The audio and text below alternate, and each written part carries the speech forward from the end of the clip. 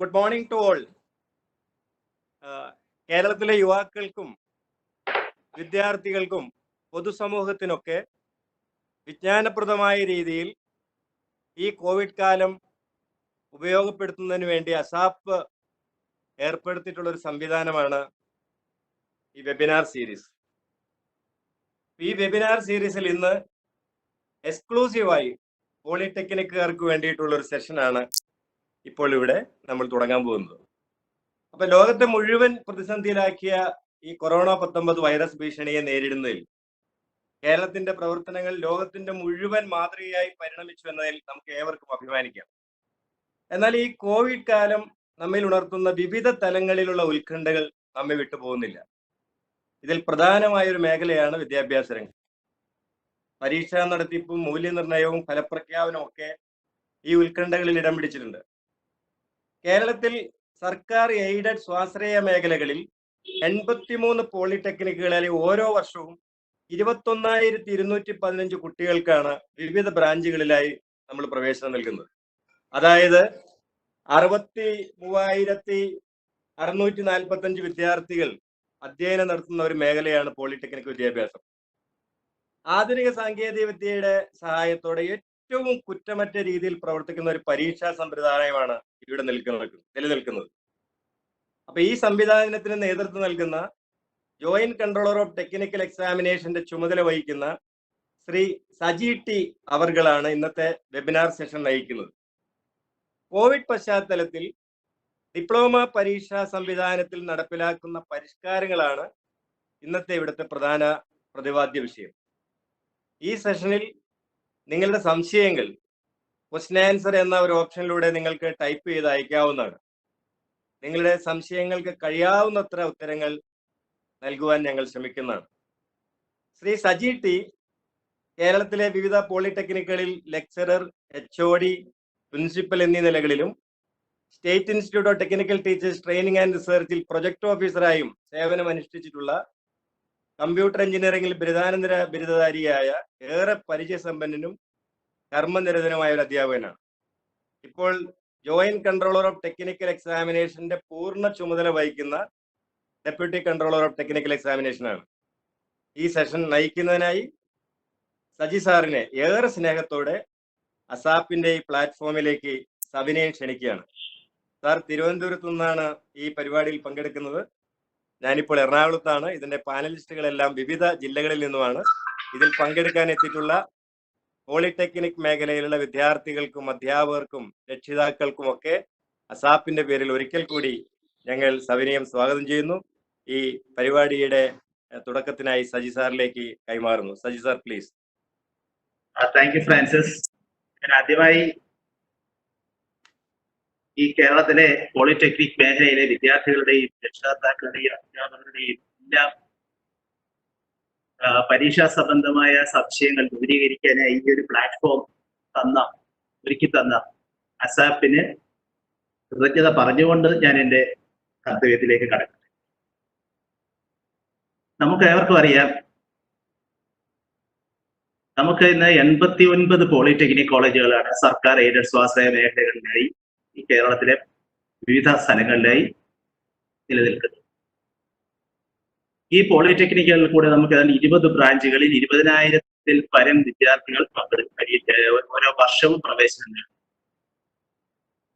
Francis പറഞ്ഞതുപോലെ നമ്മളുടെ പരീക്ഷ 2 സെഷൻസായി, അതായത് ഏപ്രിൽ മാസത്തിലും നവംബർ മാസവുമായി ഏതാണ്ട് കൃത്യമായി അത് നടന്നുകൊണ്ടിരിക്കുന്ന ഒരു പ്രക്രിയയാണ്. ഈ കഴിഞ്ഞ ഏപ്രിൽ മാസത്തെ പരീക്ഷയ്ക്ക് വേണ്ടിയ ഒരുക്കങ്ങൾ അവസാന ഘട്ടത്തിലേക്ക് കടന്ന് കോളേജുകളിൽ ക്ലാസ്സുകൾ എല്ലാം അതിൻ്റെതായ ഫുൾ സ്പീഡിൽ നടക്കുകയും എക്സാമിനേഷൻ രജിസ്ട്രേഷൻ പ്രക്രിയകൾ മാർച്ച് 6-ാം തീയതി ആരംഭിക്കുകയും ചെയ്തു. മാർച്ച് 24 വരെയായിരുന്നു നമ്മൾ രജിസ്ട്രേഷന് വേണ്ടി വെച്ചിരുന്ന സമയം. മാർച്ച് 24 വരെയുള്ള ആ രജിസ്ട്രേഷൻ ഏകദേശം 1.5 ലക്ഷത്തോളം കുട്ടികൾ രജിസ്റ്റർ ചെയ്യണം എന്നാണ് നമ്മൾ എക്സ്പെക്ട് ചെയ്യുന്നത്. സാധാരണ കണ്ടുവരുന്നതിനനുസരിച്ച് വിവിധ സപ്ലിമെന്ററി റെഗുലർ ബാച്ചുകളായി അതിൽ ഏകദേശം ഒരു 30,000-ത്തോളം കുട്ടികൾ മാത്രം ചെയ്ത ആ ഒരു സമയം മാർച്ച് 10 കേരളത്തിലെ വിദ്യാഭ്യാസ സ്ഥാപനങ്ങൾ കോവിഡ് കണ്ടെയ്ൻമെന്റിന്റെ ഭാഗമായി ക്ലോസ് ചെയ്യുവാനായി കേരള സർക്കാർ തീരുമാനം. അപ്പൊ സ്വാഭാവികമായിട്ടും കോളേജുകളിൽ കുട്ടികൾ എത്തിയെങ്കിൽ മാത്രമേ അവർക്ക് രജിസ്ട്രേഷൻ കംപ്ലീറ്റ് ചെയ്ത് ഫീസ് അടച്ച് ആ പ്രോസസ് കംപ്ലീറ്റ് ചെയ്യാൻ പറ്റും. അങ്ങനത്തെ ഒരു സിറ്റുവേഷനിൽ മാർച്ച് 12 നമ്മളുടെ ആ രജിസ്ട്രേഷൻ പ്രോസസ് താൽക്കാലികമായി വിഡ്രോ ചെയ്യുന്ന ഒരു അവസ്ഥയാണ് ഇത്തവണ സംജാതം. നവംബർ 27 ആരംഭിച്ച അക്കാഡമിക് സെഷൻ മാർച്ച് 27 വരെ തുടരേണ്ടതാണ്. മാർച്ച് 27 വരെ വരുന്ന ആ ഒരു സമയത്താണ് നമുക്ക് ചട്ടപ്രകാരമുള്ള 75 വർക്കിംഗ് ഡേയ്സ് എല്ലാം പൂർത്തീകരിച്ച് നമുക്ക് എല്ലാ ഒരുക്കങ്ങളോടും കൂടി പരീക്ഷയിലേക്ക് കടക്കാൻ സാധിക്കും. അതിന് ഏതാണ്ട് ഒരു 12ഓളം വർക്കിംഗ് ഡേയ്സിൽ മുമ്പാണ്, 60-62 വർക്കിംഗ് ഡേയ്സ് ആയ ആ ഒരു സമയത്താണ് കോളേജുകൾ അടയ്ക്കുന്ന, കോളേജുകളുടെ പ്രവർത്തനം നിലയ്ക്കുന്ന ഒരു സാഹചര്യം. അതിനുശേഷം നമുക്കറിയാം നമ്മുടെ രാജ്യം ഉൾപ്പെടെ മൊത്തമായി ഒരു ലോക്ക്ഡൌണിലേക്ക് കടക്കുകയും ആ ലോക്ക്ഡൌൺ ഇന്ന് തുടർന്നുകൊണ്ടിരിക്കുകയാണ്.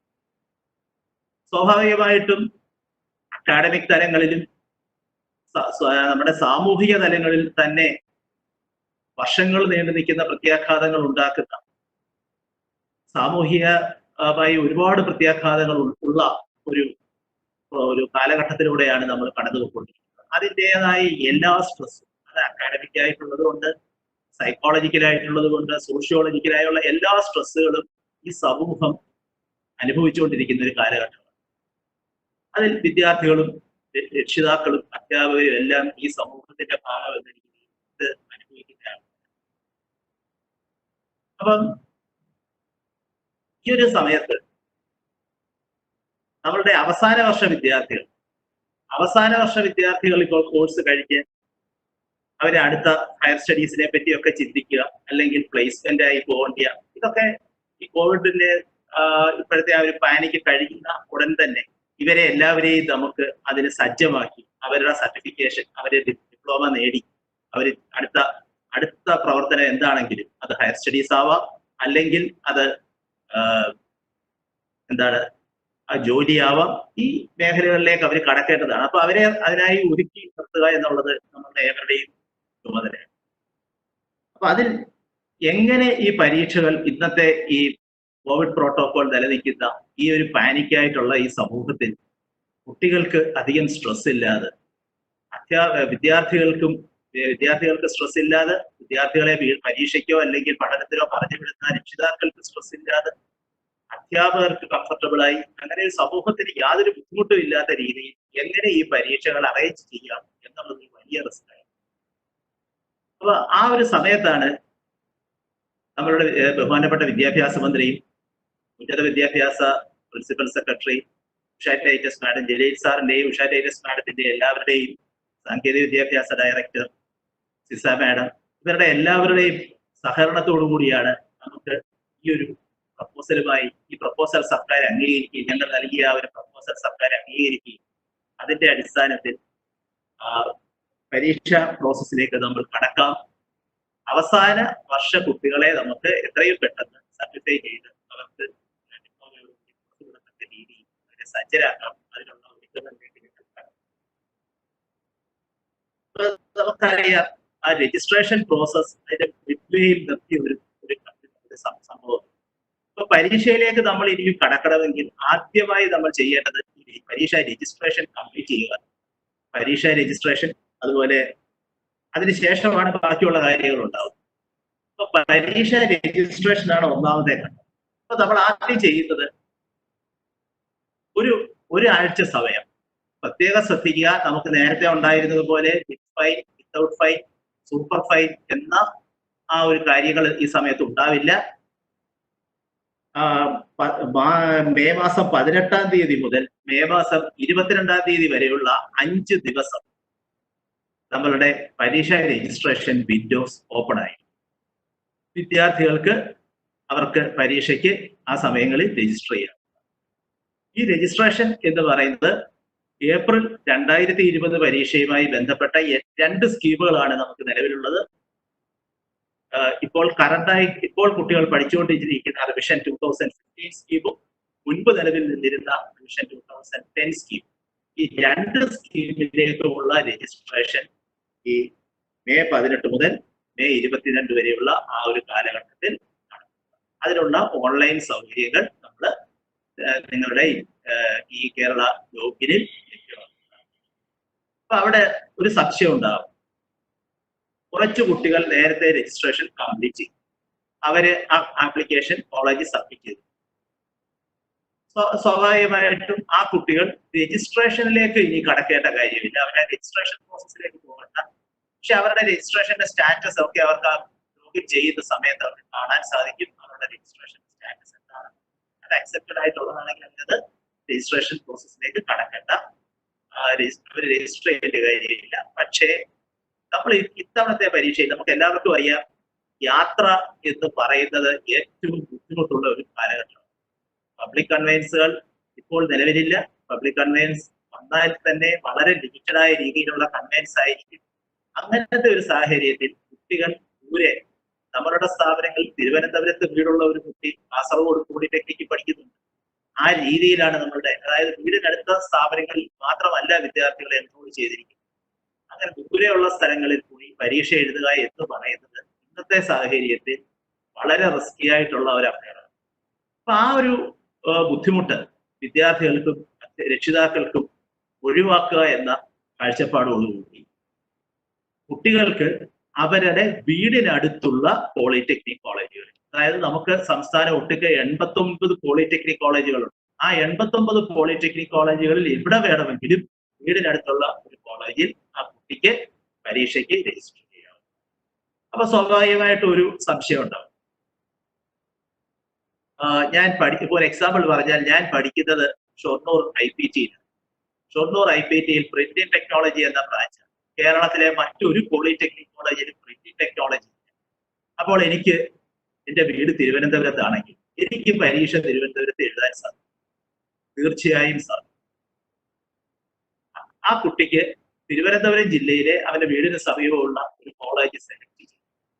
ആ സെന്റർ ചേഞ്ച് ഓപ്ഷൻ അത് നിങ്ങളുടെ ഇൻസ്റ്റിറ്റ്യൂഷൻ ലോഗിൽ കാണുന്നു.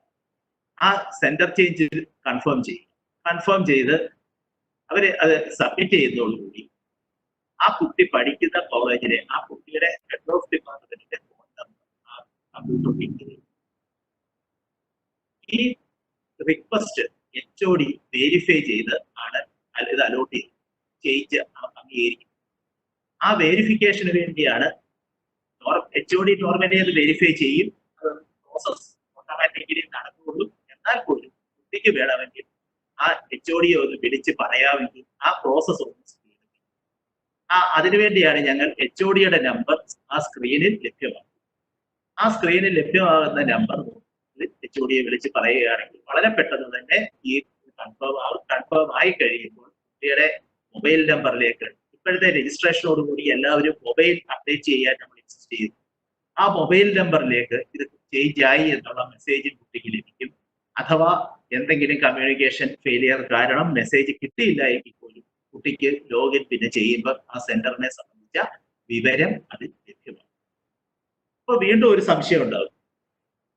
ഓൾറെഡി രജിസ്ട്രേഷൻ മാർച്ച് മാസത്തിൽ ചെയ്ത കുട്ടിയാണ്, ഞാൻ എല്ലാ പ്രോസസ്സും കംപ്ലീറ്റ് ചെയ്തു, എനിക്കപ്പോൾ സെന്റർ ചേഞ്ച് ചെയ്യണത്. അങ്ങനെയുള്ളവരും സെന്റർ ചേഞ്ച് ചെയ്യണമെങ്കിലും സെന്റർ ചേഞ്ച് ചെയ്യണ്ട എങ്കിലും രണ്ട് കേസിലും സെന്റർ ചേഞ്ച് അവര് കൺഫേം ചെയ്യണം. സെന്റർ ചേഞ്ച് ചെയ്യണ്ട എന്ന കുട്ടി അവരുടെ ഡിഫോൾട്ട് സെന്റർ കൺഫേം ചെയ്യണം. സെന്റർ ചേഞ്ച് ചെയ്യണം എന്ന വിദ്യാർത്ഥി പുതിയ സെന്റർ ചെയ്തിട്ട് അത് സെലക്ട് ചെയ്യണം. ഈ ഒരു പ്രോസസ് എല്ലാ വിദ്യാർത്ഥികളും അത് ഇപ്പോൾ ഈ പറയുന്ന 22 ദിവസം. കാരണം ഇത് നിങ്ങളെ സഹായിക്കാൻ വേണ്ടി സർക്കാരിന്റെ പ്രത്യേകമായ നിർദ്ദേശപ്രകാരം നമ്മൾ കൊണ്ടുവന്നിരിക്കുന്ന വളരെ സൗകര്യപ്രദമായ ഒരു ഓപ്ഷനാണ്. അതിന്റെ ബെനിഫിറ്റ് നിങ്ങൾക്ക് എടുക്കാവുന്നതാണ്. മറ്റൊന്ന്, ഫീസിന്റെ പേയ്മെന്റ്. നമുക്കറിയാം, നമ്മൾ സാധാരണ ഫീസ് അടയ്ക്കാനായിട്ട് കോളേജുകളിൽ ചെന്നാണ് ഫീസ് അടയ്ക്കുന്നത്. രജിസ്ട്രേഷൻ കംപ്ലീറ്റ് ചെയ്തിട്ട് ഹാർഡ് കോപ്പി പ്രിന്റ് ഔട്ട് എടുത്ത് അത് കോളേജിൽ കൊടുത്ത് ഫീസ് അടച്ചാണ്, അതാണ് നമ്മുടെ ഒരു സിസ്റ്റം തന്നെ. പക്ഷെ ഇപ്പോഴത്തെ അവസ്ഥയിൽ അതിന് ബുദ്ധിമുട്ടുണ്ട്. അപ്പൊ അതിന് ഒരു നിർദ്ദേശം നമ്മൾ ചെയ്തിരിക്കുന്നത്, ഇപ്പോഴത്തെ ഫീ രജിസ്ട്രേഷന്റെ ഭാഗത്ത് നിങ്ങൾ ഫീസ് അടയ്ക്കേണ്ടതില്ല. നിങ്ങൾ അടയ്ക്കാൻ ബാധ്യത ഉള്ള ഫീസ് റിസൾട്ടും, അതായത് ഡിപ്ലോമ പാസ്സായി പുറത്തു പോകുന്ന കുട്ടികൾക്കാണെങ്കിൽ അവർ സർട്ടിഫിക്കറ്റ് വാങ്ങുന്ന സമയത്ത് ആ ഫീസ് അടയ്ക്കുക.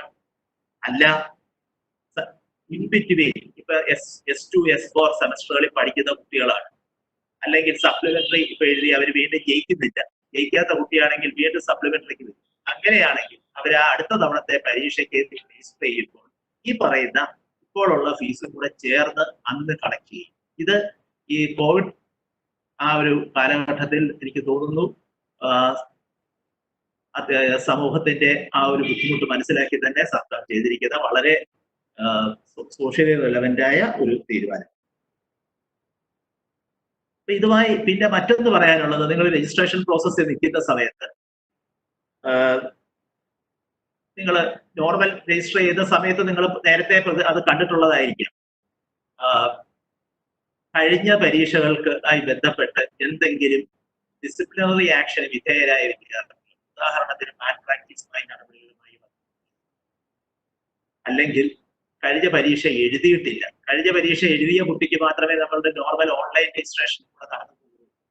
അങ്ങനെ വരികയാണെങ്കിൽ, അങ്ങനെ സംഭവിക്കുകയാണെങ്കിൽ അവർക്ക് ഓൺലൈൻ രജിസ്ട്രേഷൻ സാധിക്കുകയില്ല. അങ്ങനത്തെ വിദ്യാർത്ഥികൾ കൺട്രോളർ ഓഫീസിൽ ഹെൽപ്പ് ലൈൻ നമ്പേഴ്സ് അവൈലബിൾ ആണ്. ഹെൽപ്പ് ലൈൻ നമ്പേഴ്സ് ഞാൻ ഇപ്പോൾ ജസ്റ്റ് ഒന്ന് പറയാം. ആ ഹെൽപ്പ് ലൈൻ നമ്പേഴ്സ് ഇപ്പൊ പേനയുള്ള ആൾക്കാർ എഴുതിയെടുക്കുക. ഹെൽപ്പ് ലൈൻ നമ്പേഴ്സ് അത് പിന്നെ മാത്രമല്ല അത് നമ്മുടെ സൈറ്റിൽ അപ്ലോഡ് ചെയ്യുന്നതാണ്. ഇൻസ്ട്രക്ഷൻസ് അപ്ലോഡ് ചെയ്യുന്ന സമയത്ത് ഡീറ്റെയിൽസ് 0471 2775444 അല്ലെങ്കിൽ 2775445. ഈ രണ്ട് നമ്പേഴ്സ് ആയിരിക്കും ഹെൽപ്പ് ലൈൻ നമ്പേഴ്സ്. ഈ നമ്പേഴ്സിൽ നിങ്ങൾക്ക് വിളിച്ചാൽ രാവിലെ ഓഫീസ് സർവീസ് 10:30 to 4 പറയുന്ന ആ ഒരു ഓഫീസ് അവർ ടൈമിൽ നിങ്ങൾക്ക് ഇത് സംബന്ധിച്ച് കിട്ടും. അല്ല എങ്കിൽ നിങ്ങൾക്ക് April 2020 exam@gmail.com എന്ന ഒരു മെയിൽ ഐ ഡി നമ്മൾ ക്രിയേറ്റ് ചെയ്യുന്നുണ്ട്. ഈ പരീക്ഷയുമായി ബന്ധപ്പെട്ട സംശയ ദൂരീകരണത്തിന് വേണ്ടിയാണ്. അതിലേക്ക് നിങ്ങൾ മെയിൽ ചെയ്താൽ അത് പ്രോപ്പർലി അതുമായി ബന്ധപ്പെട്ട തീരുമാനങ്ങൾ ചെയ്യും. രജിസ്ട്രേഷൻ പ്രോസസ്സുമായി എനിക്ക് തോന്നുന്നു ആ ഒരു സംശയം അവിടെ ക്ലിയർ ആ കാര്യങ്ങൾ ക്ലിയർ ആവുന്നു. ഇനി എന്തെങ്കിലും സംശയങ്ങൾ ഉണ്ടെങ്കിൽ നിങ്ങൾക്ക് ക്വസ്റ്റ്യൻ ആൻസേഴ്സ് ആയിട്ട് തരാം. മറ്റൊന്ന് കൺഫർമേഷന്റെ കാര്യം, സെന്റർ കൺഫർമേഷന്റെ കാര്യം. സെന്റർ കൺഫർമേഷൻ ഇതേപോലെ തന്നെയുള്ള ഒരു ഫെസിലിറ്റി ഞാൻ നേരത്തെ പറഞ്ഞു. വീടിനടുത്തുള്ള ഒരു സെന്റർ, കൺവീനിയന്റ് ആയ സെന്റർ കുട്ടിക്ക് സെലക്ട് ചെയ്ത് ആ സെന്ററിലേക്ക് അവന്റെ 2020 ഏപ്രിൽ പരീക്ഷയ്ക്ക് എക്സാമിനേഷൻ സെന്റർ ചേഞ്ച് ചെയ്യാനുള്ള സൗകര്യം നമ്മളുണ്ട്. നേരത്തെ പറഞ്ഞതുപോലെ ആ റിക്വസ്റ്റ് സബ്മിറ്റ് ചെയ്ത് കഴിയുമ്പോൾ HOD-യുടെ ഫോൺ നമ്പർ കിട്ടും. അത് വെച്ച് നിങ്ങൾക്ക് HOD-യോട് സംസാരിച്ചത് പെട്ടെന്ന് ചെയ്യിക്കാം. അല്ലെങ്കിൽ നോർമലായിട്ട് ഇതേ ഒരു 5 to 6 hours ആ കൺഫർമേഷൻ നിങ്ങൾക്ക് ലഭിക്കും.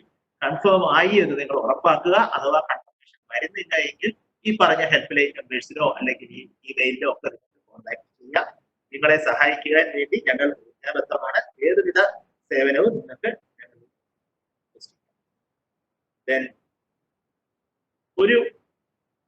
ഒരു സെന്റർ സെലക്ട്, ഫോർ എക്സാമ്പിൾ ഞാൻ നേരത്തെ പറഞ്ഞതുപോലെ ഷൊർണൂരുള്ള ഒരു കുട്ടി തിരുവനന്തപുരം ഒരു സെന്റർ സെലക്ട് ചെയ്യും. അതിനുശേഷം സെന്റർ തിരിച്ചു മാറ്റണമെന്ന് വിചാരിച്ചാൽ അത് സാധിക്കില്ല. സെന്റർ ചേഞ്ച് വൺസ് എക്സർസൈസ്ഡ് ഫൈനലാണ്. അതുകൊണ്ട് അത് ശ്രദ്ധിച്ച് ചെയ്യുക. സെന്റർ ചേഞ്ച് ഒരിക്കൽ എടുത്തു കഴിഞ്ഞാൽ അത് പിന്നീട് നമുക്ക് മാറ്റുവാൻ സാധിക്കും.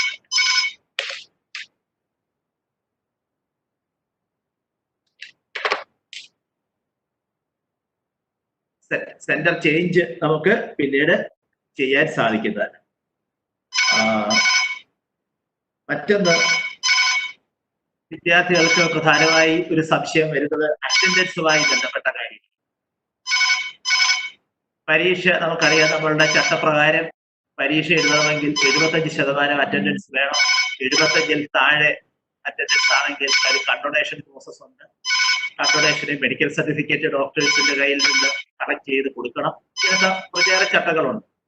സ്വാഭാവികമായിട്ടും ഇപ്പോഴത്തെ ഒരു അവസരങ്ങളിൽ ആശുപത്രികളിൽ പോവുക, അല്ലെങ്കിൽ നേരത്തെ ചികിത്സിച്ച ഡോക്ടറുടെ കയ്യിൽ നിന്ന് സർട്ടിഫിക്കറ്റ് കൈപ്പറ്റുക എന്നുള്ളത് നമുക്ക് ബുദ്ധിമുട്ടുള്ള സമയമാണ്. അതിനാൽ 2020 ഏപ്രിൽ പരീക്ഷയ്ക്ക് അറ്റൻഡൻസ് സംബന്ധമായി നിലവിലുള്ള ആ കണ്ടീഷൻസിന് റിലാക്സേഷൻ തരുവാനാണ് സർക്കാർ.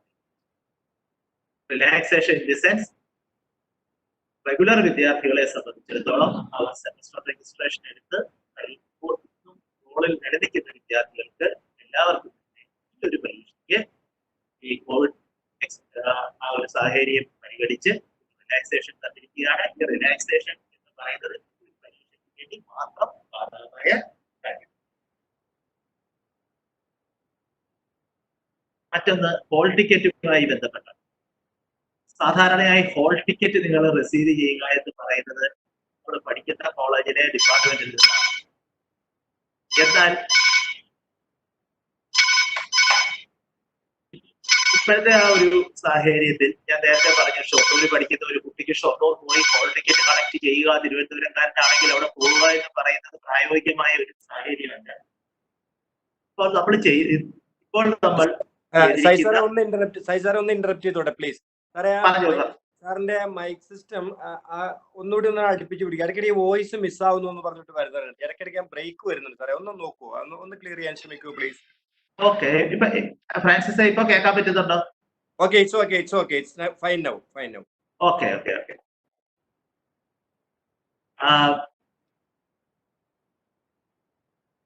അങ്ങനെ ഇപ്പോഴത്തെ ഒരു സാഹചര്യത്തിൽ നമ്മൾ ഉദ്ദേശിക്കുന്നത് കുട്ടികളുടെ അവരുടെ പേഴ്സണൽ ലോഗിൻ, അവരുടെ സ്റ്റുഡന്റ് ലോഗിനിൽ ഹോൾ ടിക്കറ്റ് ലഭ്യമാണ്. അത് പ്രിന്റ് ഔട്ട് എടുത്ത് അവരുടെ കോളേജ് ID കാർഡുമായി അവർക്ക് പരീക്ഷയ്ക്ക് ഹാജരാകാം. അതായത് ഞാൻ നേരത്തെ പറഞ്ഞ ആ ഒരു എക്സാമ്പിൾ തന്നെ ഞാൻ വീണ്ടും എടുക്കും. ഷൊർണൂർ പോളിടെക്നിക്കിൽ ഉള്ള ഒരു കുട്ടി തിരുവനന്തപുരം സെന്റർ ആണെങ്കിൽ ആ കുട്ടിയുടെ ഇൻസ്റ്റിറ്റ്യൂഷൻ ലോഗിനിൽ കുട്ടികളുടെ അവരുടെ കാൻഡിഡേറ്റ് ലോഗിനിൽ ഹോൾ ടിക്കറ്റ് പ്രൊവൈഡ് ചെയ്യും. കുട്ടികളെ സംബന്ധിച്ച് ആ കാൻഡിഡേറ്റ് ലോഗിനിൽ നിന്ന് പ്രിന്റ് ഔട്ട് എടുത്ത് ഏത് എക്സാമിനേഷൻ സെന്റർ ആണോ അപ്രൂവ്ഡ് ആയിരിക്കുന്നത് ആ എക്സാമിനേഷൻ സെന്ററിൽ ഒരു ID കാർഡുമായി, ഇൻസ്റ്റിറ്റ്യൂഷൻ IDയോ അഥവാ ഇൻസ്റ്റിറ്റ്യൂഷൻ ID ലഭ്യമല്ല എങ്കിൽ സർക്കാർ അംഗീകൃതമായിട്ടുള്ള ഏതെങ്കിലും ഒരു ID കാർഡുമായി വന്ന് കംഫർട്ടബിളായി പരീക്ഷ എഴുതാവുന്നതാണ്. മറ്റൊന്ന്, അടുത്തതായി ഏതൊക്കെ പരീക്ഷകൾ നമ്മൾ കണ്ടക്ട് ചെയ്യുന്നു എന്ന സംശയം ഉണ്ടാകും. ഞാൻ ആദ്യമേ പറഞ്ഞതുപോലെ നമുക്ക് ഏറ്റവും പ്രാധാന്യം S6 പഠിക്കുന്ന അവസാന വർഷ വിദ്യാർത്ഥികളെ അവരുടെ പരീക്ഷകളെല്ലാം പൂർത്തീകരിച്ച് അവർ ജോലിക്ക് അനുയോജ്യരായി പുറത്ത് ഇറങ്ങുക എന്നുള്ളതാണ്. അപ്പൊ ആ സാഹചര്യത്തിൽ നമ്മൾ 2015 സ്കീമിലെ പരീക്ഷകൾ മാത്രമാണ് ഒന്നാമത്തെ ഷെഡ്യൂളിൽ ചെയ്യുന്നത്. 2015 സ്കീമിലെ റെഗുലർ S6, സപ്ലിമെന്ററി പരീക്ഷകൾ S5, S4, S3, S2, S1, അതായത് എല്ലാ സെമസ്റ്ററിലെ സപ്ലിമെന്ററി പരീക്ഷകളും നടത്തും. റെഗുലർ പരീക്ഷ S6 മാത്രമായിരിക്കും. 2015 S6 പരീക്ഷ മാത്രമായിരിക്കും റെഗുലർ. അപ്പം ഒരു സംശയം ഉണ്ടാവും, S4 പഠിക്കുന്ന ഒരു വിദ്യാർത്ഥി, ആ വിദ്യാർത്ഥിക്ക് ഏതൊക്കെ പരീക്ഷ എഴുതാൻ സാധിക്കും? S4 പഠിക്കുന്ന ഒരു റെഗുലർ വിദ്യാർത്ഥിയെ സംബന്ധിച്ചിടത്തോളം S4 റെഗുലർ പരീക്ഷ കണ്ടക്ട് ചെയ്യുന്നതല്ല. എന്നാൽ ആ കുട്ടിക്ക് അദ്ദേഹത്തിന് സപ്ലിമെന്ററി ആയുള്ള S3, S2, S1 സെമസ്റ്ററുകളിലെ സപ്ലിമെന്ററി പേപ്പറുകളുടെ പരീക്ഷ ഇതോടൊപ്പം എഴുതേണ്ടതാണ്. ഈ എലിജിബിൾ ആയിട്ടുള്ള പരീക്ഷകളുടെ ഡീറ്റെയിൽസ് ആയിരിക്കും. ഇപ്പൊ രജിസ്ട്രേഷൻ നമ്മൾ എല്ലാ സെമസ്റ്ററിന്റെയും എല്ലാ സ്കീമിന്റെയും നടത്തുന്നുണ്ട്. പക്ഷെ ഇപ്പോൾ എലിജിബിൾ ആയി പരീക്ഷ നടത്തുന്ന സെമസ്റ്ററുകളുടെ സബ്ജക്ട്സിനെ ഇൻക്ലൂഡ് ചെയ്തതായിരിക്കും ഹോൾ ടിക്കറ്റ് നിങ്ങൾക്ക് ലഭ്യമാണ്. അടുത്ത ഒരു പ്രധാനപ്പെട്ട സംശയം വിദ്യാർത്ഥികളിൽ നിന്നുണ്ടാവുന്നത്, ഞങ്ങളുടെ കോളേജിൽ എല്ലാ പോർഷൻസും കംപ്ലീറ്റ് ആയിട്ടില്ല, കംപ്ലീറ്റ് ആവാത്ത, എന്നാൽ ഏകദേശമൊക്കെ എത്തിയിട്ടുണ്ട് താനും. കാരണം നമുക്കൊരു 75 വർക്കിംഗ് ഡേയ്സിൽ 10 വർക്കിംഗ് ഡേയ്സ് ആണ് നമുക്ക് നഷ്ടമുണ്ടായത്. ബാക്കി എല്ലാം നമുക്ക് ക്ലാസ്സുകൾ നടക്കും. അങ്ങനെ വരുമ്പോൾ നാം എന്ത് ചെയ്യും? അതിന് ചെയ്തിരിക്കുന്ന ഒരു സഹായം എന്ന് പറയുന്നത്, നമുക്കറിയാം ഈ 10 ദിവസം കൊണ്ട് നമുക്ക് തീരാനുള്ളത് ഒരു പരമാവധി ഒരു യൂണിറ്റിന്റെ പോർഷൻ ആയിരിക്കും. ആ ഒരു യൂണിറ്റ് എന്ന് പറയുന്നത് അവസാന യൂണിറ്റ് ആവണമെന്നില്ല, ഇടയ്ക്കുള്ള യൂണിറ്റ് ആവാം. അപ്പൊ അങ്ങനെ നമ്മളുടെ എക്സിസ്റ്റിംഗ് ചോദ്യ പേപ്പർ പാറ്റേണിൽ തന്നെ അഡീഷണൽ ഓപ്ഷൻസ് നൽകിക്കൊണ്ട് വിദ്യാർത്ഥികൾക്ക് അവർ പഠിച്ച പോർഷനിൽ നിന്ന് പൂർണ്ണ മാർക്ക് കിട്ടത്തക്ക രീതിയിലുള്ള ഒരു സമ്പ്രദായം, ഒരു രീതിയാണ് അവലംബിക്കുന്നത്. നമുക്ക് ഒന്ന് ആലോചിച്ച് നോക്കുക. സാധാരണയായ നമ്മളുടെ ഒരു ചോദ്യ പേപ്പറിന് 3 ഘടകങ്ങളുണ്ട്. Part A, part B, part C. Part എയെ പറ്റി പറയുകയാണെങ്കിൽ 5 വൺ വേർഡ് ചോദ്യങ്ങളായിരിക്കും. ആ 5 വൺ വേർഡ് ചോദ്യങ്ങൾ എന്ന് പറയുന്നത് ഓരോ യൂണിറ്റിൽ നിന്നും ഒരു ചോദ്യം, ഏതെങ്കിലും ഒരു യൂണിറ്റിൽ നിന്ന് 2 ചോദ്യം, അല്ലേ? അപ്പം നമ്മളുടെ പുതിയ 2020 ഏപ്രിൽ പരീക്ഷയുടെ സമീപനത്തിൽ നമ്മൾ ചെയ്യുന്നത് answer any 3 out of the 5 questions. അപ്പൊ ആ കുട്ടിയെ സംബന്ധിച്ച് അവനെ കോളേജിൽ പഠിപ്പിച്ച ആ യൂണിറ്റുകളിൽ നിന്നുള്ള 3 ചോദ്യങ്ങൾ അത് എടുക്കാം. എന്നാൽ ഓൺലൈൻ ക്ലാസ് അറ്റൻഡ് ചെയ്തോ അല്ല ആ കുട്ടി തന്നെ പഠിച്ചോ ഒക്കെ 4 യൂണിറ്റും അല്ലെങ്കിൽ കോളേജിൽ ഫുൾ പോർഷൻസ് കവേർഡ് ആയെങ്കിൽ, ഫുൾ പോർഷൻസ് പഠിച്ചിട്ടുണ്ടെങ്കിൽ ആ കുട്ടിക്ക് ഇഷ്ടമുള്ളത് 3 ക്വസ്റ്റ്യൻ തിരഞ്ഞെടുക്കാം. അവന് അഡ്വാൻറ്റേജസ് ആവും, നല്ലതാണ്. കുട്ടിക്ക് ഇഷ്ടമുള്ള 3 ക്വസ്റ്റ്യൻസ് എടുക്കാം. അടുത്തതായി പാർട്ട് ബിയിൽ 7 ചോദ്യങ്ങൾ തന്നിട്ട് 5 ഉത്തരങ്ങൾ എഴുതാനാണ് പറയുന്നത്. ആ സ്ഥാനത്ത് 7 ചോദ്യങ്ങൾ തന്നിട്ട് 4 ഉത്തരങ്ങൾ എഴുതാൻ പറയും. പാർട്ട് സിയിൽ 4 യൂണിറ്റുകളിൽ നിന്നുള്ള 4 ഫുൾ ക്വസ്റ്റ്യൻസ് ആണ് എഴുതേണ്ടത്. ആ മോഡ്യൂൾസിനുള്ളിലാണ് നമുക്ക് ഓപ്ഷൻസ് ഉള്ളത്. അങ്ങനെ 4 ഫുൾ ക്വസ്റ്റ്യൻസ് ആണ് എഴുതേണ്ടിയിരുന്നത്. പക്ഷെ ഇവിടെ ഇപ്പോൾ നമ്മൾ ഏതെങ്കിലും 3 യൂണിറ്റ് ക്വസ്റ്റ്യൻ എഴുതാനാണ് ആവശ്യപ്പെടുന്നത്. 3 യൂണിറ്റ്.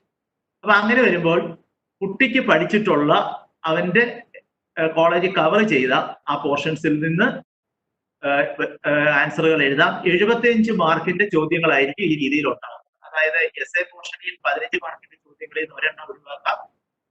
ഈ പാർട്ടിൽ 6 മാർക്കിന്റെ ചോദ്യങ്ങളിൽ നിന്ന് 1 ഒഴിവാവും. എ പാർട്ടിൽ 2 മാർക്കിന്റെ 2 ചോദ്യങ്ങൾ ഒഴിവാകും. അങ്ങനെ 15 അധികം 6 അധികം 4 25 മാർക്കിന്റെ ചോദ്യങ്ങൾ ഓപ്ഷൻസിലേക്ക് മാറും. വന്നു കഴിയുമ്പോൾ കുട്ടിക്ക് 75 മാർക്കിന്റെ ചോദ്യങ്ങളായിരിക്കും എഴുതാനുണ്ടാവുന്നത്. അങ്ങനെ അവർ പഠിച്ച അതിൽ നിന്ന് 2.25 മണിക്കൂറായിരിക്കും പരീക്ഷാ സമയം. 2.25 മണിക്കൂർ പരീക്ഷാ സമയത്ത് നമുക്ക് 75 മാർക്കിന്റെ ചോദ്യങ്ങൾ കംപ്ലീറ്റ് ചെയ്യാൻ സാധിക്കും.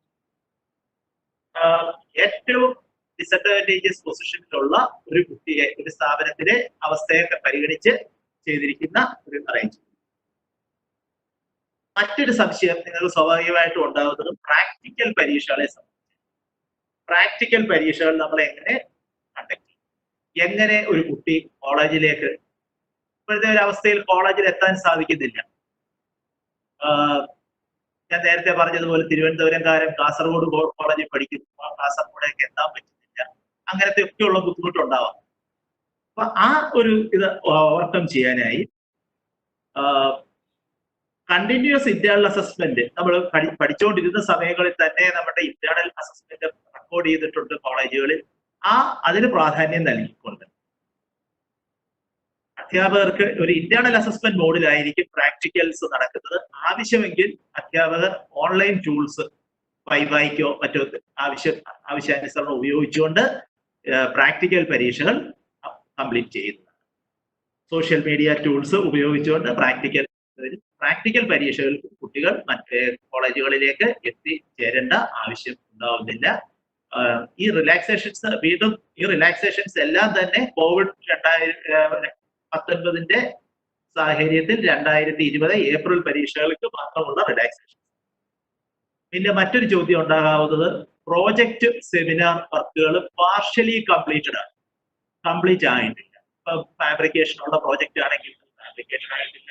സോഫ്റ്റ്വെയർ ആണെങ്കിൽ അത് പല സ്റ്റേജുകളിൽ കൂടെ കടന്നു വന്നിട്ടുണ്ട്. പക്ഷെ അതിന്റെ ആ ഒരു പ്രോഡക്റ്റ് ഡെവലപ്ഡ് ആയിട്ടില്ല. നമുക്ക് പ്രോജക്റ്റിനൊക്കെ ബൗണ്ട് വോളിയം റെക്കോർഡ് ഉള്ളതാണ്. റെക്കോർഡ് ബുക്ക് നമ്മുടെ കംപ്ലീറ്റ് ആയിട്ടില്ല. ഇതിനൊക്കെയുള്ള സാഹചര്യങ്ങളുണ്ട്. PPT സെന്ററുകളൊക്കെ ഇപ്പൊ അവൈലബിലിറ്റി കുറവാണ്. അതിന് നമ്മൾ ചെയ്യുന്നത് ഇതേ രീതിയിൽ തന്നെ ഉള്ള ഒരു കണ്ടിന്യൂസ് ഇന്റേണൽ അസസ്മെന്റിനെ ഡിപ്പെൻഡ് ചെയ്തുകൊണ്ടുള്ള ഒരു അസസ്മെന്റ് ആയിരിക്കും നമ്മൾ പ്രാക്ടിക്കലിൽ ചെയ്യുന്നത്. ആ നിങ്ങളുടെ അധ്യാപകർ തന്നെ ആയിരിക്കും ഈ പ്രാക്ടിക്കൽസ്, അവരാണല്ലോ കണ്ടിന്യൂസ് അസസ്മെന്റിനെ പറ്റി പറയാൻ സാധിക്കും. ആ രീതിയിൽ അത് ചെയ്യും. റെക്കോർഡ് സോഫ്റ്റ് കോപ്പി ആയിട്ടുള്ള പ്രോജക്ട് റിപ്പോർട്ടുകൾ ആവശ്യമായിട്ട് വരുന്നു. ഹാർഡ് കോപ്പി നിങ്ങൾ സബ്മിറ്റ് ചെയ്യേണ്ടി വരുന്നില്ല. കോളേജുകളിലേക്ക് നിങ്ങൾ സോഫ്റ്റ് കോപ്പി ചെയ്യുക. അപ്പം വീണ്ടും ഒരു ചോദ്യം ഉണ്ടാവാം, സോഫ്റ്റ് കോപ്പി പ്രിപ്പയർ ചെയ്യാനായി എനിക്ക് വീട്ടിൽ കമ്പ്യൂട്ടർ ഇല്ല. അങ്ങനെയാണെങ്കിൽ നിങ്ങൾക്ക് എന്ത് ചെയ്യാം? നിങ്ങളുടെ വീടിന് അടുത്തുള്ള ഏത് പോളിടെക്നിക്കിലും ചെന്നാൽ അവിടുത്തെ പ്രിൻസിപ്പല് സഹായം ചെയ്തു നിങ്ങൾക്ക് ടൈപ്പ് ചെയ്യണമെന്നുണ്ടെങ്കിൽ അത് ചെയ്ത് ആ ഒരു പ്രോജക്ട് റിപ്പോർട്ടുകൾ കംപ്ലീറ്റ് ചെയ്യുക. ആ എല്ലാ സഹായങ്ങളും കോളേജുകളിൽ നിന്ന് നിങ്ങൾ പഠിക്കുന്ന കോളേജിൽ നിങ്ങൾ പോകണം എന്ന് നിർബന്ധമില്ല. വർക്ക്ഷോപ്പ്, പ്രാക്ടിക്കല് ഇത് രണ്ടും ഒരേ രീതിയിലാണ് എടുക്കുന്നത്. വർക്ക്ഷോപ്പിന് പ്രത്യേകതയില്ല. വർക്ക്ഷോപ്പിനും പ്രാക്ടിക്കലിനും ഒരേ രീതിയിൽ തന്നെയുള്ള പരിഗണനയാണ് വരുന്നത്. അതിന് ആവശ്യമായ ഓൺലൈൻ അസസ്മെന്റിന് എന്തെങ്കിലും ആവശ്യം ഉണ്ടെങ്കിൽ ആ ടൂൾസ് അധ്യാപകർ ചെയ്തു. ഇത്രയാണ് എനിക്ക് തോന്നുന്നു പ്രധാനമായി നമ്മുടെ പരീക്ഷ കണ്ടക്ടൻസുമായി ബന്ധപ്പെട്ട കാര്യങ്ങൾ. പിന്നെ ജനറലായി പറയാനുള്ള കാര്യങ്ങൾ എന്ന് പറഞ്ഞാൽ പരീക്ഷയെ സംബന്ധിച്ച എല്ലാ എക്സിസ്റ്റിംഗ് റൂൾസ്, ബാക്കി കാര്യങ്ങൾ, അതായത് പരീക്ഷ സെന്ററിലെ ഡിസിപ്ലിൻ, അങ്ങനത്തെ കാര്യങ്ങളെല്ലാം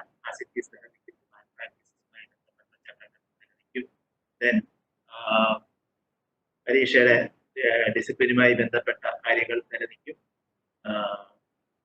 പിന്നീട് മറ്റ് നിങ്ങളുടെ മനസ്സിൽ കൂടെ ഒക്കെ പോകുന്ന ഒരു ചോദ്യമായിരിക്കാം, COVID-19 ബന്ധപ്പെട്ട് എങ്ങനെയാണ് ആ ഒരു പാൻഡമിക് നമ്മുടെ സൊസൈറ്റിയിലേക്ക് ചെയ്തു വരുന്നത്.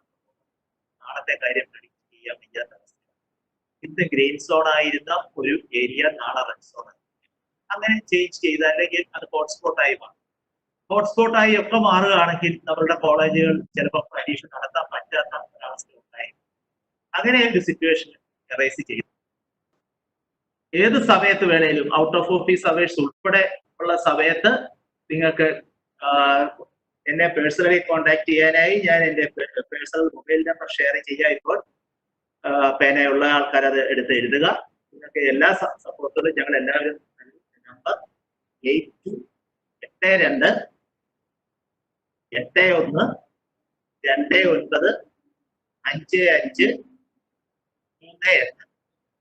ഞാൻ ഒന്നുകൂടി പറയാം, 8281295538.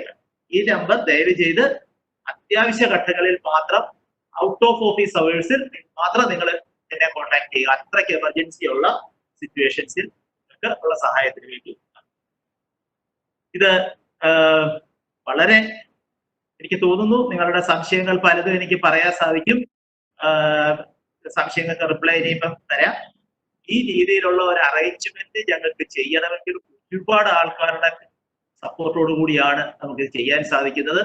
ഞാനത് ചില പേരുകൾ അത് പറയാതെ പോയാൽ നമ്മളുടെ സമൂഹത്തിന് അത് ശരിയായ കാര്യമല്ല. ഒന്നാമതായി പറയുകയാണെങ്കിൽ വ്യത്യസ്തങ്ങളായ ചോദ്യ പേപ്പറുകൾ നമുക്ക് ലഭ്യമായത് കൊണ്ടാണ് ഈ രീതിയിലുള്ള ഒരു അറേഞ്ച്മെന്റിനെ പറ്റി നമുക്ക് ഇപ്പോൾ ചിന്തിക്കാൻ കഴിയുന്നത്. ഈ രീതിയിൽ നമുക്ക് ആവശ്യമായ ചോദ്യ പേപ്പറുകൾ എല്ലാം തന്നെ വളരെ മുമ്പ് തന്നെ നമുക്ക് പ്രിപ്പയർ ചെയ്ത് പ്രൊവൈഡ് ചെയ്ത പോളിടെക്നിക് സമൂഹത്തിലെ അധ്യാപകരെ എത്ര നന്ദി പറഞ്ഞാലും അത് മതിയാവില്ല. അന്ന് അവർ ചെയ്ത ആ ഒരു സഹകരണ മനസ്സിന് കാരണമാണ് നമുക്ക് ഇത് അച്ചീവ് ചെയ്യാൻ സാധിച്ചത്. മറ്റൊന്ന്, ഈ കാര്യങ്ങൾ ചെയ്യണമെങ്കിൽ വളരെ ഹെക്റ്റിക്കായിട്ട് ഈ ബിഹൈൻഡ് ദി സീൻ, ഞാനിത് കാര്യങ്ങൾ പറയുന്നുവെങ്കിൽ പോലും ബിഹൈൻഡ് ദി സീൻ എന്റെ office control of technical examinations ഓഫീസിൽ നിന്ന് ഉള്ള ഒരു വലിയ ടീം, ടെക്നിക്കൽ പീപ്പിൾ, അതുപോലെ ഞങ്ങളുടെ മിനിസ്റ്റീരിയൽ സപ്പോർട്ട്, ഇതെല്ലാം വളരെ നല്ല രീതിയിലുള്ളത് കൊണ്ടാണ് അത് ചെയ്യാൻ സാധിക്കുന്നത്. എടുത്തു പറയേണ്ട ഒരു പേരെന്ന് പറയുന്നത് വളവശ്ശേരി പോളിടെക്നിക് കോളേജിലെ ലെക്ചറായ ശ്രീമതി സൗമ്യ ആണ് ഞങ്ങൾക്ക് ഇതിനുള്ള സോഫ്റ്റ്വെയർ സപ്പോർട്ട് ചെയ്യുന്നത്. ഇവരുടെയൊക്കെ സേവനങ്ങൾ പോളിടെക്നിക് തിരുവനന്തപുരത്തെ റോബി തോമസ്, ഇവരുടെയൊക്കെ സേവനങ്ങൾ ഞങ്ങൾക്ക് എടുത്ത് പറഞ്ഞേ പറ്റൂ.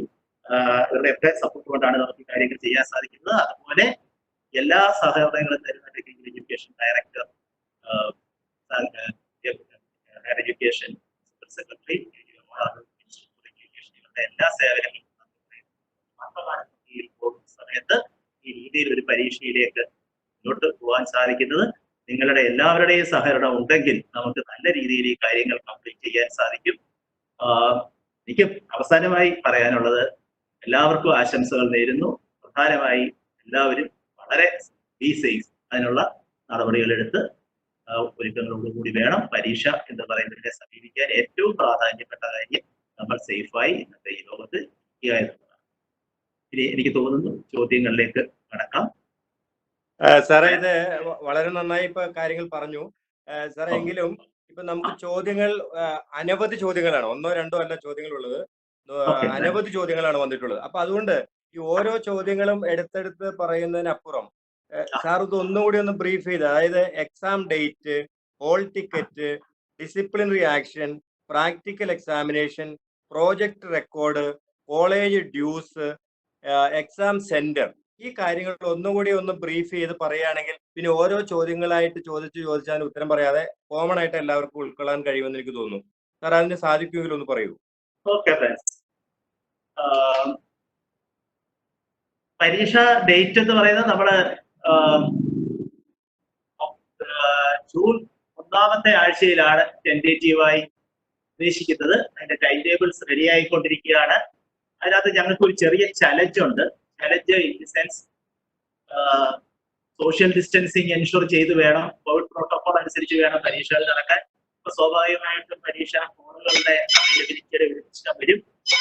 അപ്പൊ അങ്ങനത്തെ സിറ്റുവേഷനിൽ പരീക്ഷകൾ ഷെഡ്യൂൾ ചെയ്യുന്നത് ഒരു റിസ്കി അഫെയറാണ്. ആ വർക്ക് ഞങ്ങൾ ചെയ്തുകൊണ്ടിരിക്കുകയാണ്.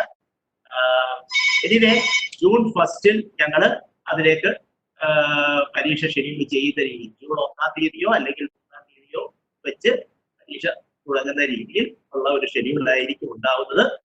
നിങ്ങൾ രജിസ്ട്രേഷൻ പ്രോസസ് ഈ പറയുന്ന 18 to 22 എന്ന ആ ഷെഡ്യൂളിനുള്ളിൽ കംപ്ലീറ്റ് ചെയ്യുക. അതിന്റെ അടിസ്ഥാനത്തിൽ മാത്രമേ ഈ ഇൻസ്റ്റിറ്റ്യൂഷൻ ചേഞ്ചും ഒക്കെ വരുന്നത് കാരണം, സെന്റർ ചേഞ്ചും ഒക്കെ വരുന്നത് കാരണം എത്രത്തോളം അത് ഉണ്ട് എന്നുള്ളതിനനുസരിച്ച് ഞങ്ങൾക്ക് ചെറിയ ഓപ്പറേഷൻസ് ചെയ്യാൻ ഞങ്ങൾക്ക് 2 ദിവസം ആവശ്യമാണ്. അത് പഠിച്ച് ചെയ്യാൻ ഒരു കാര്യമുണ്ട്. അപ്പൊ അതിനുവേണ്ടി ദിവസങ്ങളും ഞങ്ങൾക്ക് കണ്ടെത്തേണ്ടത് ജൂൺ ആദ്യ വാരങ്ങളിൽ തന്നെ നടന്ന് നമുക്ക് ജൂലൈ മാസത്തിൽ അവസാന വർഷ വിദ്യാർത്ഥികളുടെ റിസൾട്ട് കംഫർട്ടബിളായി പബ്ലിഷ് ചെയ്യണം, ജൂലൈ മാസത്തിൽ ചെയ്യണം എന്നുള്ളതാണ് ഞങ്ങൾ എടുത്തിരിക്കുന്ന ഇപ്പോൾ കാണുന്ന ഒരു ലക്ഷ്യം. ഇതാണ് പരീക്ഷയുടെ തീയതികളെ പറ്റി പറയാൻ. മറ്റൊന്ന് ഹോൾ ടിക്കറ്റ്. രജിസ്ട്രേഷൻ കംപ്ലീറ്റ് ചെയ്ത് കഴിഞ്ഞാൽ കുട്ടികളുടെ കാൻഡിഡേറ്റ് ലോഗിനിൽ തന്നെ ഹോൾ ടിക്കറ്റ് ലഭ്യം.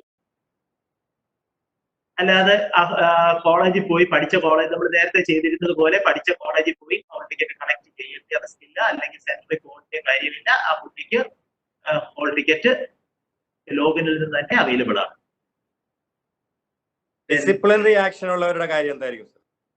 ഡിസിപ്ലിനറി ആക്ഷനിൽ വന്ന കുട്ടികളെ സംബന്ധിച്ചിടത്തോളം ആ കുട്ടികൾക്ക് ഓൺലൈൻ സൗകര്യം കിട്ടില്ല. അങ്ങനത്തെ ആൾക്കാര് ഹെൽപ്പ് ഡെസ്കിൽ ഈ പറയുന്ന റെഗുലർ അവേഴ്സിൽ നിങ്ങൾ വിളിക്കുക. അല്ല എങ്കിൽ ഞാൻ ഈ പറഞ്ഞ എന്താണ് ഏപ്രിൽ 2020 exam@gmail.com എന്ന് പറയുന്ന ആ ഇമെയിലിൽ നിങ്ങൾ കോൺടാക്ട് മെയിൽ അയക്കുക, അതിന് റിപ്ലൈ കിട്ടും. ആ രീതിയിൽ അത് ചെയ്ത് പോകാൻ സാധിക്കും. അത് അങ്ങനെയുള്ള കുട്ടികൾ ഉണ്ടെങ്കിൽ അവർ നേരത്തെ തന്നെ അതിനൊരു ഇനിഷ്യേറ്റീവ് എടുക്കുക. ലാസ്റ്റ് ഡേക്ക് വേണ്ടി വെയിറ്റ് ചെയ്യരുത്. നമുക്ക് എല്ലാവർക്കും ആ ഒരു സ്വഭാവമുണ്ട്.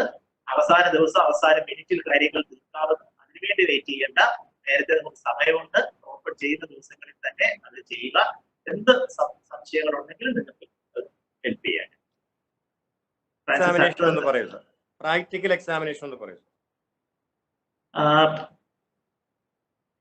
ഈ COVID-19 ഇപ്പോഴത്തെ ആ ഒരു ബുദ്ധിമുട്ടുള്ള സമയത്ത് കുട്ടികൾക്ക് സെന്ററുകളിലേക്ക് പോകുന്നതും പരീക്ഷ അറ്റൻഡ് ചെയ്യുന്നതുമായ ആ പ്രശ്നങ്ങളെ പറ്റി ഉള്ള ബുദ്ധിമുട്ട് അറിയാവുന്നത് കൊണ്ടാണ് നമ്മൾ പ്രാക്ടിക്കൽ എക്സാമിനേഷൻസ് എല്ലാം തന്നെ, അത് വർക്ക്ഷോപ്പ് ആവാം, ലബോറട്ടറി ആവാം, ഏതാണ് പ്രോജക്റ്റ് വർക്ക് ആവാം. ഇതെല്ലാം തന്നെ കണ്ടിന്യൂസ് ഇന്റേണൽ അസസ്മെന്റിന്റെ ഒരു പ്രാധാന്യത്തിൽ ആ ഒരു രീതിയിലായിരിക്കും അസസ്മെന്റ് ചെയ്യുന്നത്. അത് സംബന്ധിച്ച നിർദ്ദേശങ്ങൾ അത് കോളേജ് പ്രിൻസിപ്പൽമാരെയും അധ്യാപകരെയും അത് അറിയിക്കുന്നതാണ്. അവർ ആ രീതിയിൽ അതിന്റെ അസസ്മെന്റ് കണ്ടക്ട് ചെയ്യും. വിദ്യാർത്ഥികൾക്ക് നമ്മുടെ കോളേജിലേക്ക് പോകേണ്ട ഒരു ആവശ്യമുണ്ടാകും. അത് okay. Project record, lab record എന്നിവയെ കുറിച്ച് ഒന്ന് പറയാം. Project record, lab record. Project record ഒരു സോഫ്റ്റ് കോപ്പി കംപ്ലീറ്റ് ആക്കി സബ്മിറ്റ് ചെയ്യുക. നിങ്ങളുടെ ഡിപ്പാർട്ട്മെന്റ് ആരാണ് ആരാണെന്ന് വെച്ചാൽ HODക്കോ ആ രീതിയിൽ അത് സബ്മിറ്റ് ചെയ്യുക. സ്റ്റാഫ് ഇൻചാർജിന് കൊടുക്കുക. മറ്റുള്ള റെക്കോർഡുകൾ ഇപ്പോൾ സബ്മിറ്റ് ചെയ്യേണ്ട ആവശ്യമില്ല. അതിനകത്ത് നമ്മൾ റിലാക്സേഷൻ ആണ് നടത്തുന്നത്. കാരണം സബ്മിറ്റ് ചെയ്യണമെങ്കിൽ നിങ്ങൾ പഠിച്ച കോളേജിൽ പോയെങ്കിലേ അത് സാധിക്കത്തുള്ളൂ. അത് ഇപ്പോഴത്തെ അവസ്ഥയിൽ ഉള്ള കാര്യമായതുകൊണ്ട് ആ ഒരു പ്രോസസ്സിന് ഇവിടെ റിലാക്സേഷൻ ആണ് ഇപ്പോൾ. ഒരു പോളിടെക്നിക്കില് ലക്ഷദ്വീപിൽ നിന്നുള്ള 2 കുട്ടികളുണ്ട്. ആ കുട്ടികൾ ഇപ്പോൾ ലക്ഷദ്വീപിലാണെന്ന് പറയുന്നു. അവരുടെ ഒരു കാര്യത്തെ കുറിച്ച് നമുക്ക് എന്തെങ്കിലും പറയാനാവോ സർ? അങ്ങനത്തെ ഒരു കുട്ടികളുടെ ഈ രീതിയിലുള്ള എക്സെപ്ഷണൽ കേസസ് നമുക്ക് ഉണ്ടാവാം. അപ്പൊ അങ്ങനത്തെ ഒരു കുട്ടികൾ അവർ പാനിക് ആവണ്ട. അവർക്ക് ഒരു സപ്ലിമെന്ററി ബോർഡ് അല്ലാതെ തന്നെ അവരുടെ റെഗുലർ പരീക്ഷയായിട്ട് തന്നെ അത് പിന്നീട് ഒരു സമയത്ത് അവർക്ക് ട്രാവൽ ചെയ്യാൻ പറ്റുന്ന സമയത്ത് അവരുടെ ഫസ്റ്റ് ചാൻസ് ആയിട്ട് തന്നെ ട്രീറ്റ് ചെയ്ത്. സാറേ, കോളേജിൽ ഡ്യൂ ഉള്ള കുട്ടികൾ ഏതെങ്കിലും കാരണവശാൽ ഓക്കെ, ദാറ്റ്സ് ക്ലിയർ. അത് ക്ലിയർ ആയി എന്ന് വിചാരിക്കുന്നു. അത് ലക്ഷദ്വീപ് ഒന്നുകൂടി ഒന്ന് പറഞ്ഞു സാറേ, ഒന്നുകൂടി ഒന്ന് പറഞ്ഞു.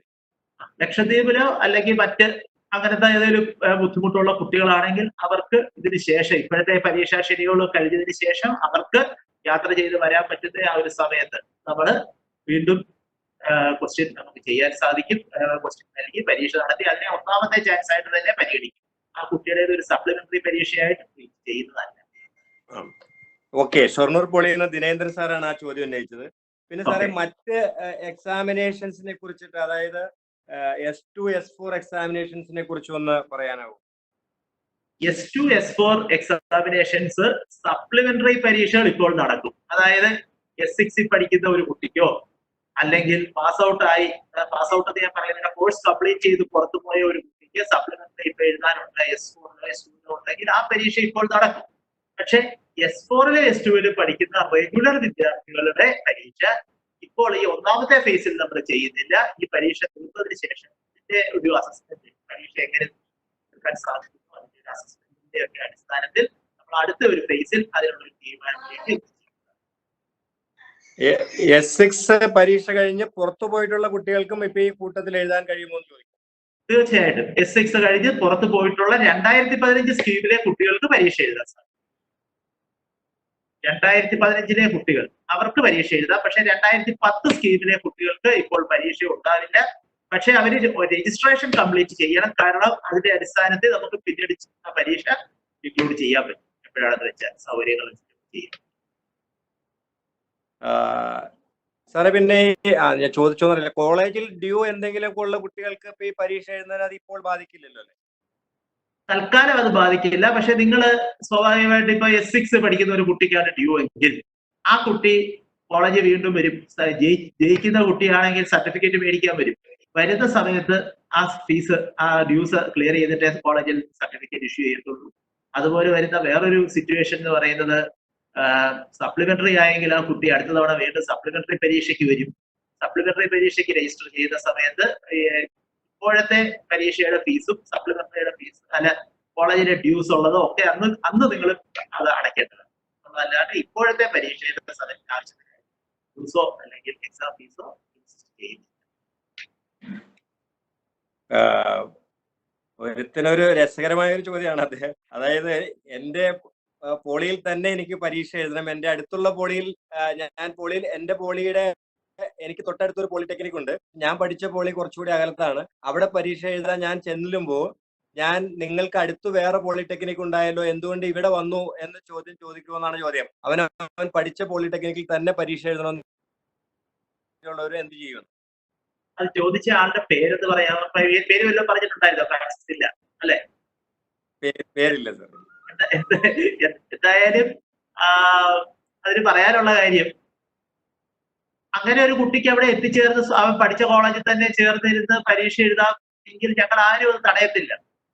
ആ കുട്ടിക്ക് അവിടെ പോയിരുന്ന് പരീക്ഷ എഴുതാം. പക്ഷെ നമ്മൾ മനസ്സിലാക്കുക, ചിലപ്പോൾ വല്ല ജില്ലാതല റെസ്ട്രിക്ഷൻസോ അല്ലെങ്കിൽ ആ മൊബിലിറ്റിക്കുള്ള റെസ്ട്രിക്ഷൻസ് ഈ കോവിഡിന്റെ പാർട്ടായിട്ട് ഇമ്പോസ് ചെയ്ത് വരികയാണെങ്കിൽ ചിലപ്പോൾ അത്രയും ദൂരം പോകാൻ പറ്റാത്ത അവസ്ഥ വന്നാൽ പിന്നീട് നമുക്ക് സെന്റർ മാറ്റാനൊന്നും പെർമിഷൻ അല്ല. സെന്റർ ചേഞ്ച് ആവശ്യമാണെങ്കിൽ ഇപ്പോൾ ചെയ്യുക, അല്ലാണ്ട് വീടിനടുത്തുള്ള സ്ഥലത്ത് സെന്റർ എടുത്തുകൊള്ളണം എന്ന് പറഞ്ഞ് നമ്മൾ നിർബന്ധിക്കില്ല. ഒരു കുട്ടിയുടെ കൺവീനിയൻസ് അവന് തീരുമാനിക്കും. ഓക്കെ, അത് ക്ലിയർ ആയി കാണുമെന്ന് വിചാരിക്കുന്നു. പിന്നെ അടുത്തൊരു ചോദ്യം സാറേ, കോവിഡ് മുൻകരുതലുകൾ എന്ന നിലയിൽ പരീക്ഷ എഴുതാൻ ചെല്ലുന്ന വിദ്യാർത്ഥികൾ ഗ്ലൗസ്, മാസ്ക്, സാനിറ്റൈസർ എന്ന് പറയുന്ന കാര്യങ്ങളൊക്കെ സ്വയം കരുതണമോ, അതല്ലെങ്കിൽ സാനിറ്റൈസറോ അല്ലെങ്കിൽ അത്തരത്തിലുള്ള കാര്യങ്ങളൊക്കെ നമ്മൾ പരീക്ഷാ സെന്ററിൽ എന്തെങ്കിലും ലഭ്യം? സാനിറ്റൈസർ, ഹാൻഡ് വാഷ് മുതലായ കാര്യങ്ങളെല്ലാം തന്നെ നമ്മൾ പരീക്ഷാ സെന്ററിൽ ഉപയോഗിക്കും. മാസ്ക് കുട്ടികൾ, കാരണം മാസ്ക് അവർ വരുന്ന വഴിയിൽ തന്നെ ഇപ്പൊ റോഡിൽ ഇറങ്ങണമെങ്കിൽ മാസ്ക് എല്ലാം വേണം.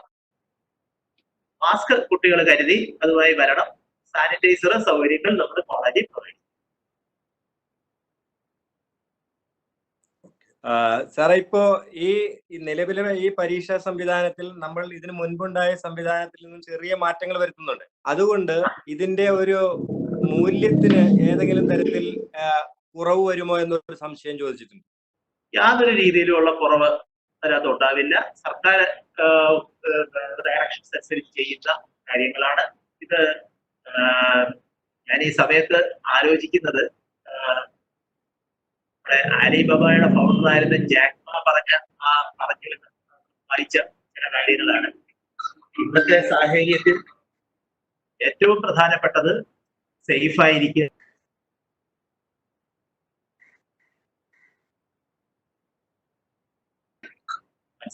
സർട്ടിഫിക്കേഷന് യാതൊരു പ്രശ്നവും അതിനകത്ത് ഉണ്ടാകും.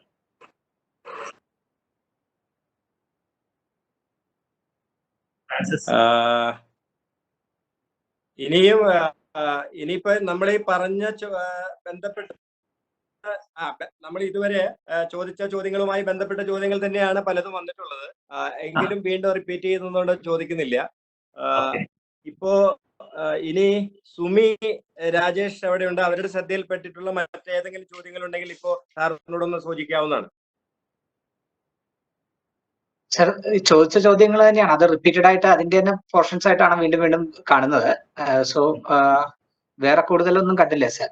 പിന്നെ കൂടുതലുള്ള ക്വസ്റ്റ്യൻസ് ഇനി സാർ നേരത്തെ സജി സാർ ചോദിച്ചിരുന്നു, ക്വസ്റ്റ്യൻസ് ഒന്ന് മൊത്തം ഒന്ന് സാറിന് കിട്ടുമെന്ന്, മെയിലായിട്ട് കിട്ടുമെന്ന് ചോദിച്ചിരുന്നു. നമ്മളുടെ ഡോക്യുമെന്റേഷൻ ചെയ്യാം, കോൺടാക്ട് ചെയ്തിട്ട് സാറിന് കൊടുക്കുകയും ചെയ്യാം. ഫ്രാൻസിസ് സാർ, ഇപ്പം ഞാനിപ്പോ ഇതിനകത്തോടെ ഫ്ലാഷ് ചെയ്ത് പോകുന്ന ഒന്ന് രണ്ട് ചോദ്യങ്ങൾക്കകത്ത് കണ്ടു, ക്വസ്റ്റ്യൻ പേപ്പറിന്റെ പാറ്റേണിനെ പറ്റി ഒന്ന് പറയാമോ എന്നുള്ള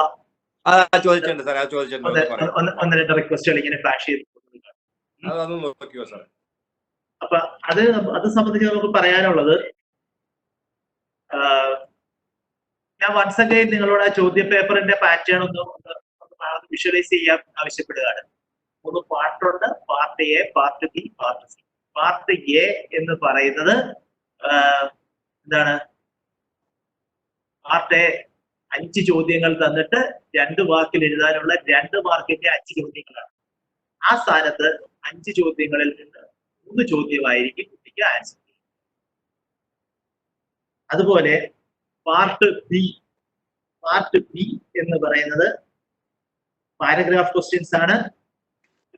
6 മാർക്കുള്ള 5 ചോദ്യങ്ങൾ എഴുതണം. 7 ചോദ്യങ്ങൾ തരും. ആ സ്ഥാനത്ത് നമ്മളിപ്പോൾ ഇപ്പോഴത്തെ പ്രത്യേക സാഹചര്യത്തിൽ 7 ചോദ്യങ്ങളിൽ നിന്ന് 4 ചോദ്യങ്ങളാണ് എഴുതേണ്ടത്.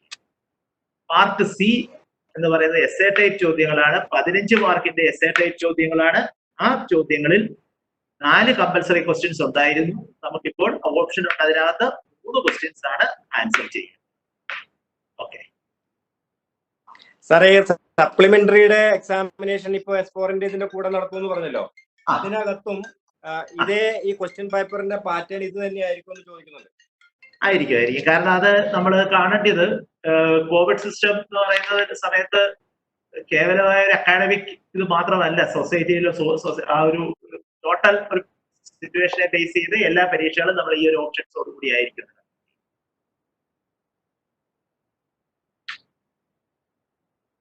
പിന്നീട്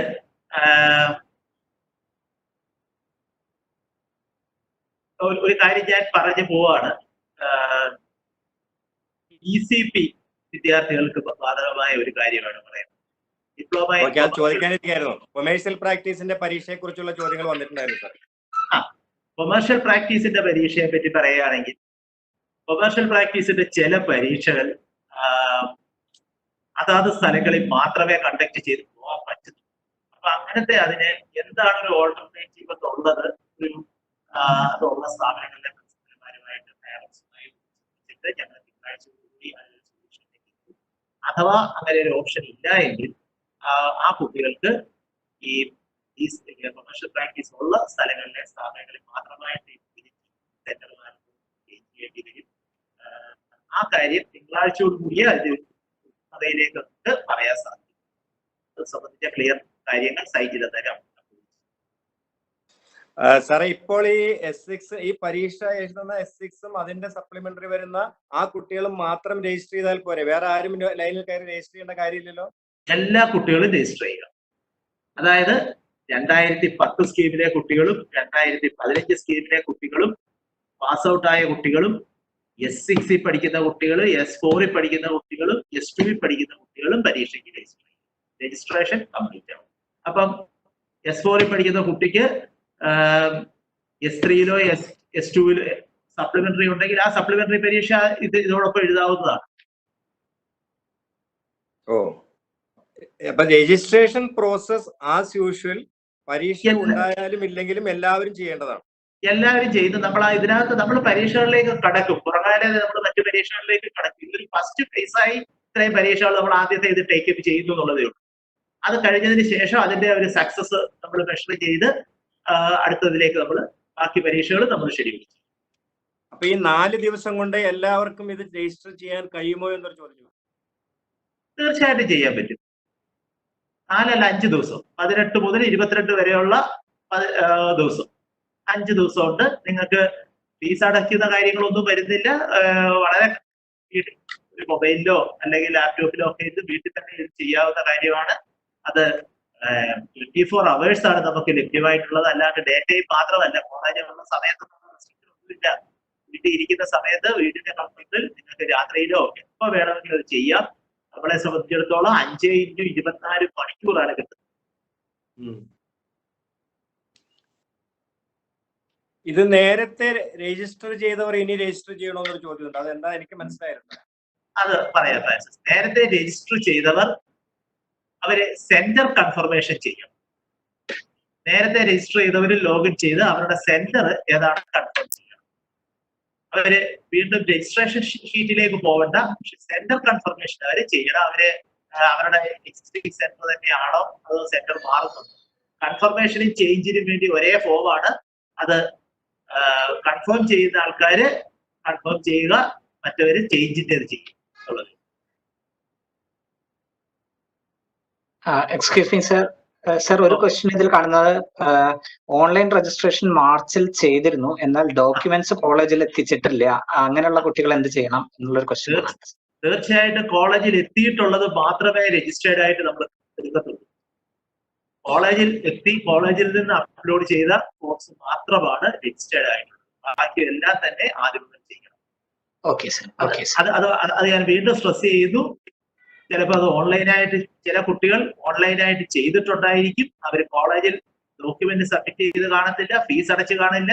അങ്ങനത്തെ കുട്ടികൾ പുതുതായി അത് ചെയ്തേ പറ്റൂ. അല്ലാതെ ഓൾറെഡി ചെയ്ത് കോളേജിൽ എല്ലാ രീതിയിലും കംപ്ലീറ്റ് ആയി എന്ന് കോളേജിൽ നിന്ന് അപ്ലോഡ് ചെയ്തിരിക്കുന്ന കുട്ടികളുടെ മാത്രം നമ്മൾ അക്സെപ്റ്റ് ചെയ്ത് പോകുന്നു. നേരത്തെ ചില കുട്ടികളുടെ കയ്യില് സാറേ ഐഡന്റിറ്റി കാർഡ് ഇപ്പോൾ ഇല്ലാതെ ചിലർ കോളേജിലാണ് ഐഡന്റിറ്റി കാർഡ് ഇപ്പോൾ കൈവശമില്ല എന്ന് പറയുന്നത്. അങ്ങനെയുള്ളവർക്ക് ഏതെങ്കിലും തരത്തിൽ മറ്റു കോളേജിൽ ചെല്ലുമ്പോൾ ബുദ്ധിമുട്ടാണ് അനുഭവപ്പെടുമോ എന്നൊരു ചോദ്യം. ഇല്ല ഫ്രാൻസിസ്, അതിനാണ് നമ്മൾ പറഞ്ഞത് സർക്കാർ അംഗീകൃതമായ ഏത് ID കാർഡും ഇവർക്ക് ഉപയോഗിക്കും. അതായത് ആധാറോ പാൻ കാർഡോ ഡ്രൈവിംഗ് ലൈസൻസോ പിന്നെന്താണ് നമ്മൾ സാധാരണ കണ്ടുവരുന്ന വോട്ടേഴ്സ് ID-യോ ഒക്കെ ഈ കുട്ടികൾക്ക് ഉപയോഗിക്കും. ഈ എഞ്ചിനീയറിംഗ് ഗ്രാഫിക്സിന്റെ ക്വസ്റ്റ്യൻ പേപ്പറിന്റെ പാറ്റേണിൽ എന്തെങ്കിലും മാറ്റം ഉണ്ടാവുമോ? സ്വാഭാവികമായും ഇതിന് അനുസൃതമായ ഒരു മാറ്റം അതിനകത്ത് വരും. അതെന്താണെന്നുള്ളത് നമ്മൾ അറിയിക്കുക. ഇതിനെ തത്തുല്യമായ ഒരു ചേഞ്ച്, കാരണം കുട്ടികൾക്ക് ഒരു ബുദ്ധിമുട്ടില്ലാതെ പോകത്തക്ക രീതിയിലുള്ള ഒരു തീരുമാനമായിരിക്കും അതിന്. യൂണിഫോം നിർബന്ധമല്ലേ എന്ന് ചോദിക്കുന്നു. യൂണിഫോം നിർബന്ധമാണ്. എന്നാൽ എന്ത് കാര്യം നമ്മൾ ഈ ഒരു സമയത്ത് എടുക്കുമ്പോൾ നമ്മൾ മനസ്സിലാക്കേണ്ടത്, നമ്മൾ വീട്ടിൽ തന്നെ പോയിട്ട് വരുന്ന ഒരു കുട്ടിയെ സംബന്ധിച്ചിടത്തോളം യൂണിഫോമിന് ബുദ്ധിമുട്ടൊന്നുമില്ല. എന്നാൽ ചിലപ്പോൾ ഇപ്പൊ ഒരു പ്രാക്ടിക്കൽ ഇഷ്യൂസ് ഉള്ളത്, ഒരു കുട്ടി ഹോസ്റ്റലിൽ നിന്ന് പഠിക്കുക, അവൻ ഹോസ്റ്റലിൽ യൂണിഫോം വെച്ചിട്ട് പോകുന്നു, അവനിപ്പോ അവന്റെ വീടിനടുത്ത സെന്ററിലേക്ക് ഷിഫ്റ്റ് ചെയ്തു, അവന് കോളേജ് അവിടെ പോയി യൂണിഫോം എടുത്തുകൊണ്ട് വരാം. അതൊരു പ്രാക്ടിക്കൽ ഇഷ്യൂ ആണ്. നിയമങ്ങളെല്ലാം തന്നെ മനുഷ്യൻ സൃഷ്ടിച്ചിരിക്കുന്നത് മനുഷ്യന്റെ സൗകര്യത്തിന് വേണ്ടിയാണ്. അപ്പൊ ഈ ഒരു റിലാക്സേഷൻ അതിനകത്ത് ഉണ്ട്, ഇൻഹറന്റ് ആണ്. അങ്ങനത്തെ ബുദ്ധിമുട്ടുള്ള കുട്ടികൾ അവർക്ക് യൂണിഫോം റിലാക്സേഷൻ ഉണ്ട്. പക്ഷെ അത് അവരൊരു ഡിക്ലറേഷൻ ചിലപ്പോൾ അവിടെ കൊടുത്തേക്കുക, ആവശ്യം വരികയാണെങ്കിൽ ഇങ്ങനെ യൂണിഫോം കാണുന്നത്. യൂണിഫോം മനസ്സിലാക്കുക, ഈ അധ്യാപകരും മനുഷ്യരാണ്, അവരും അച്ഛനും അമ്മയും ഒക്കെയാണ്. അവർക്ക് എല്ലാവർക്കും നിങ്ങളുടെ ബുദ്ധിമുട്ടുകൾ മനസ്സിലാവും. ആ ഒരു സമീപനമേ ഉണ്ടാവും. മനുഷ്യത്വപരമായ സമീപനങ്ങളെ ഇതുമായി ബന്ധപ്പെട്ട. എക്സ്ക്യൂസ് മീ സർ, സീമ മാം ചോദിച്ചിട്ടുണ്ട് ഒരു ക്വസ്റ്റ്യൻ. കോളേജിന്റെ സൈഡിൽ നിന്ന് ഡാറ്റ അപ്ലോഡ് ചെയ്യേണ്ടതുണ്ടോ അതോ സ്റ്റുഡന്റ് രജിസ്റ്റർ ചെയ്താൽ മാത്രം മതിയോ എന്ന് ചോദിച്ചിട്ടുണ്ട്. സ്റ്റുഡന്റ് രജിസ്റ്റർ ചെയ്താൽ മാത്രം മതി. ഇനി ഉള്ള രജിസ്ട്രേഷൻസ്, അതായത് നമ്മളിപ്പോൾ ഓപ്പൺ ചെയ്തതിന് ശേഷമുള്ള രജിസ്ട്രേഷൻസ് സംബന്ധമായി കോളേജുകളിൽ ചെയ്യാനായിട്ട് വേറെ യാതൊന്നുമില്ല. ആകെയുള്ള കാര്യം, ഈ സെന്റർ ചേഞ്ച് ചെയ്യുന്നുണ്ടെങ്കിൽ, കുട്ടി സെന്റർ ചേഞ്ച് ചെയ്യുന്നുണ്ടെങ്കിൽ അത് HOD ലോഗിനിൽ അവൈലബിൾ ആണെങ്കിൽ HOD അത് കൺഫേം ചെയ്ത് തരും. സെന്റർ ചേഞ്ച് അതിന്റെ ഒരു ആവശ്യം എന്ന് പറഞ്ഞാൽ, അവന്റെ റിക്വസ്റ്റ് ജെനുവിനാണ് എന്ന് HOD ഒന്ന് ഉറപ്പിക്കുക. വീട് ഇന്നിടത്താണ് എന്ന രീതിയിലുള്ള ആ ഒരു ജെനുവിനിറ്റി ഇതിനു വേണ്ടിയാണ് അത് ഇൻസിസ്റ്റ് ചെയ്തിരിക്കുന്നത്. ഫൈനൽ സെമസ്റ്ററിൽ പഠിക്കുന്ന കുട്ടിക്ക് അതിന്റെ മുൻപുള്ള സെമസ്റ്ററുകളിൽ പ്രാക്ടിക്കൽ എക്സാമിനേഷന്റെ സപ്ലിമെന്ററി ഉണ്ടെങ്കിൽ അവനത് എന്തെങ്കിലും തരത്തിൽ ഗുണകരമായ തീരുമാനം ഉണ്ടാവുമോ എന്ന് ചോദിക്കും. സപ്ലിമെന്ററി ഉണ്ടെങ്കിൽ ഈ റെഗുലർ വിദ്യാർത്ഥികളുടെ പ്രാക്ടിക്കൽ എന്ന രീതിയിൽ തന്നെ അത് അങ്ങനത്തെ കാര്യങ്ങൾക്ക് നിങ്ങൾ കോളേജുകളിലേക്ക് ബുക്ക് ചെയ്യേണ്ട, കോളേജുകളിൽ ചെല്ലേണ്ട കാര്യമില്ല. അതിനുള്ള ഒരു ഫോർമാലിറ്റിയും അധ്യാപകരെ നമ്മൾ അറിയിക്കുന്നതാണ്, എന്താണ് ചെയ്യേണ്ടതെന്നുള്ളത് അറിയിക്കുന്നതാണ്. എന്തായാലും കോളേജിൽ പോയി ഒരു പരീക്ഷ എഴുതേണ്ട സാഹചര്യം ഉണ്ടാവും. സർ, ലാറ്ററൽ എൻട്രി വഴി അഡ്മിഷൻ എടുത്ത കുട്ടികളുടെ അവര് സപ്ലിമെന്ററി അല്ലെങ്കിൽ പോലും സപ്ലിമെന്ററി എക്സാം അവരുടെ കൂടെയാണ് 2 പേപ്പേഴ്സ് എക്സാം എഴുതുന്നത്.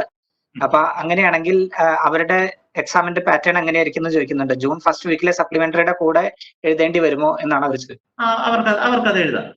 സർ ശരി സർ. കോവിഡ് ആയിട്ട് ഏറെ അവധി കിട്ടിയെങ്കിലും പരീക്ഷയ്ക്ക് ഇനിയും അവധി കിട്ടുമോ? ഓരോ പരീക്ഷകൾക്കിടയിൽ ഗ്യാപ്പ് ഉണ്ടാകുമ്പോഴാണ് വരുത്തേണ്ടത്. പരീക്ഷകൾക്കിടയിൽ വലിയ ഗ്യാപ്പ് ഒന്നും നമുക്ക് എക്സ്പെക്ട് ചെയ്യാൻ പറ്റില്ല. കാരണം പരീക്ഷ തുടങ്ങി ഒന്ന് ഒരുപാട് സ്പ്രെഡ് ചെയ്ത് പോയി കഴിഞ്ഞാൽ നമുക്കറിയാമല്ലോ, കോവിഡ് ആ ഡിസീസിന്റെ സ്വഭാവം അനുസരിച്ച് തള്ളിപ്പോയി കഴിഞ്ഞാൽ ചിലപ്പോൾ നമുക്ക് സക്സസ്ഫുൾ ആയിട്ട് തീർക്കാനൊന്നും സാധിക്കില്ല. അപ്പൊ അങ്ങനെ വലിയൊരു ഗ്യാപ്പ് ഇതിനകത്ത് കാണേണ്ട പരീക്ഷയ്ക്ക് നിങ്ങളത് പഠിച്ച് പരീക്ഷ. പിന്നെ കുറെ പേരുടെയൊക്കെ വളരെ രസകരമായ ചോദ്യങ്ങൾ ലളിതമായിരിക്കുമോ? കോവിഡിനെ ഭയന്ന് നമ്മുടെ പരീക്ഷാ സമ്പ്രദായത്തിൽ അതിന്റെ ഗൗരവത്തിൽ ഏതെങ്കിലും തരത്തിലുള്ള കുറവ് വരുമോ എന്നാണ് ഒരു ചോദ്യം. പരീക്ഷാ സമ്പ്രദായത്തിന്റെ സയന്റിഫിക്കോ അതിന്റെ ഗൗരവത്തിനോ ഉള്ള യാതൊരു മാറ്റങ്ങളും അതിനകത്തുണ്ടാവില്ല. അതെല്ലാം അതേ രീതിയിൽ തന്നെ നിലവിലുണ്ടായിരിക്കും. പിന്നെ ഇന്നത്തെ ഈ പ്രത്യേക സാഹചര്യത്തിൽ മനുഷ്യന്റെ മൊബിലിറ്റിയുമായും മനുഷ്യന് വന്നിരിക്കുന്ന ചില കൺസ്ട്രെയിൻസ് ഉണ്ട്. അത് ടേക്കൺ കെയർ ചെയ്ത് ഉള്ള ചില തീരുമാനങ്ങളാണ്. ഇപ്പൊ അടുത്തുള്ള സെന്ററിൽ പോയി പരീക്ഷ എഴുതാം എന്ന് പറയുന്നത് ഇപ്പോ ഈ നടക്കാൻ പോകുന്ന പരീക്ഷയ്ക്ക് മാത്രമല്ലേ ബാധകമാവൂ എന്നൊരു ചോദ്യം. ഇപ്പോൾ നമ്മൾ എടുത്തിരിക്കുന്ന എല്ലാ കാര്യങ്ങളും ഈ COVID-19 എന്ന പാൻഡമിക്കിന്റെ ആ ഒരു പശ്ചാത്തലത്തിൽ ഈ ഒരു പരീക്ഷയ്ക്ക് വേണ്ടി മാത്രം ചെയ്തിരിക്കുന്ന റിലാക്സേഷൻ. ഈ സർട്ടിഫിക്കറ്റ് വരുമ്പോ നമ്മുടെ ഈ മാർക്ക് റിഡക്ഷനോ അല്ലെങ്കിൽ മാർക്ക് ലിസ്റ്റിലോ ഏതെങ്കിലും തരത്തിൽ അത് മറ്റു സർട്ടിഫിക്കറ്റുകളിൽ നിന്നും വ്യതിരിക്തത തോന്നുന്ന എന്തെങ്കിലും ഉണ്ടാകുമോ എന്നൊരു ചോദ്യം. രണ്ടു മൂന്ന് കാര്യങ്ങൾ ഞാൻ ചോദിച്ചോട്ടെ. നമ്മുടെ സർട്ടിഫിക്കറ്റിൽ എവിടെയെങ്കിലും മാർക്കിനെ സംബന്ധിച്ച്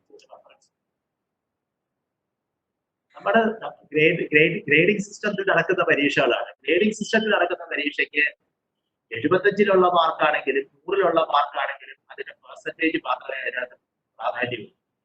ഗ്രേഡിംഗ് സിസ്റ്റത്തിൽ ആ ഗ്രേഡ് കാൽക്കുലേറ്റ് ചെയ്യുന്നതിനകത്ത് ഈ ടോട്ടൽ മാർക്സിന്റെ മാറ്റം യാതൊരു മാറ്റവും.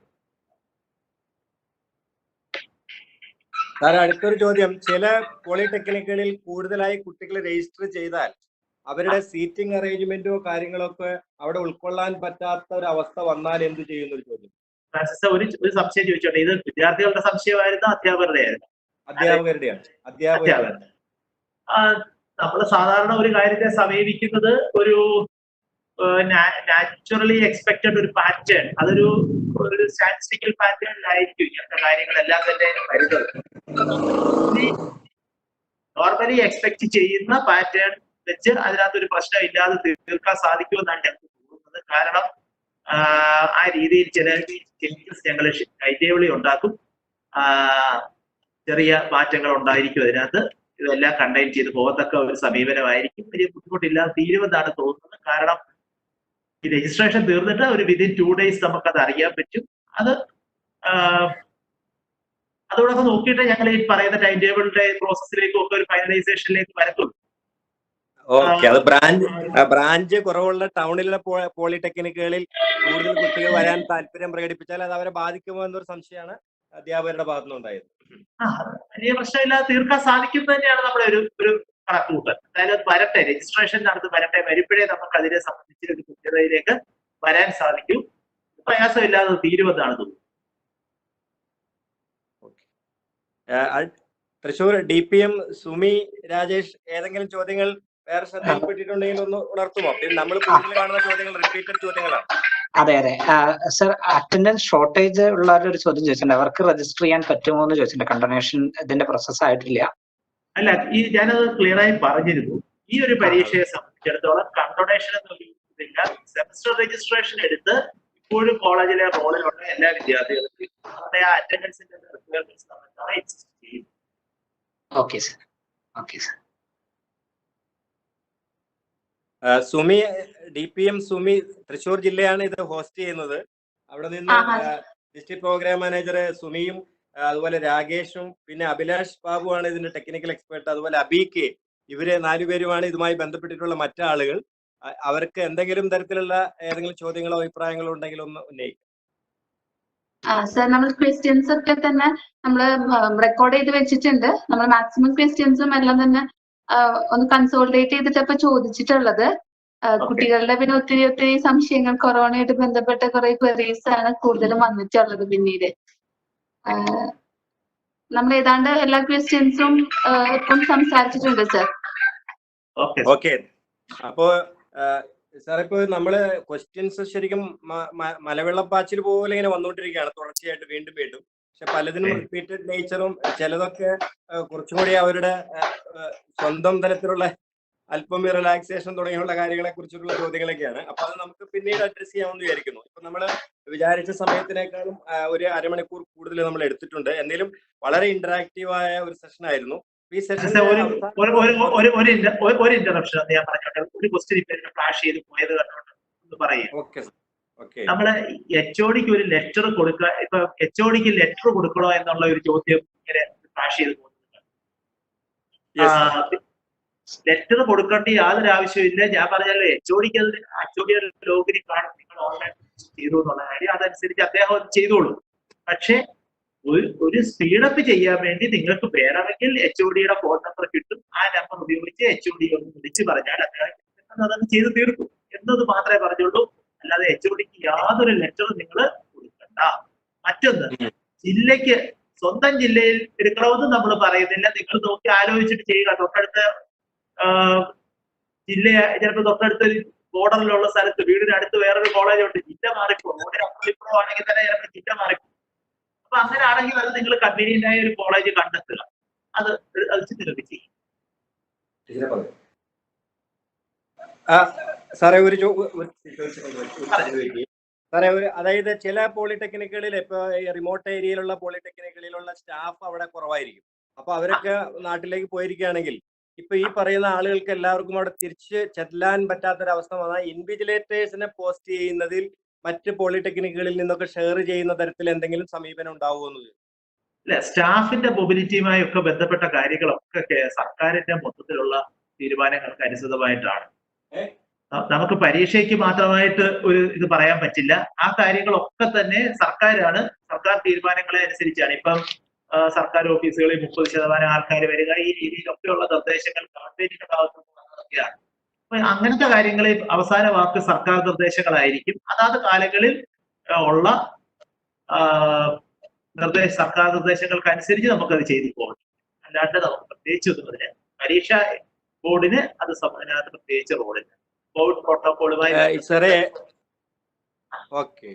Okay sir, clear. വേറെ ഏതെങ്കിലും കാരണവശാൽ ഒരു കുട്ടി ഇപ്പൊ ഈ കോവിഡ് പശ്ചാത്തലത്തിൽ ക്വാറന്റൈൻ ആയാൽ ഈ ക്വാറന്റൈനിൽ പോകണമെന്ന് പറയുന്നതിന് അവന്റെ കയ്യിൽ സർട്ടിഫിക്കറ്റോ കാര്യങ്ങളോ ഇല്ല, അങ്ങനെ വന്നാൽ നേരത്തെ ഈ പരീക്ഷ എഴുതാൻ പറ്റാത്ത ആളുകൾക്ക് കിട്ടുന്ന അതേ ആനുകൂല്യം അവനും കിട്ടുകയില്ല എന്ന് ചോദിച്ചു.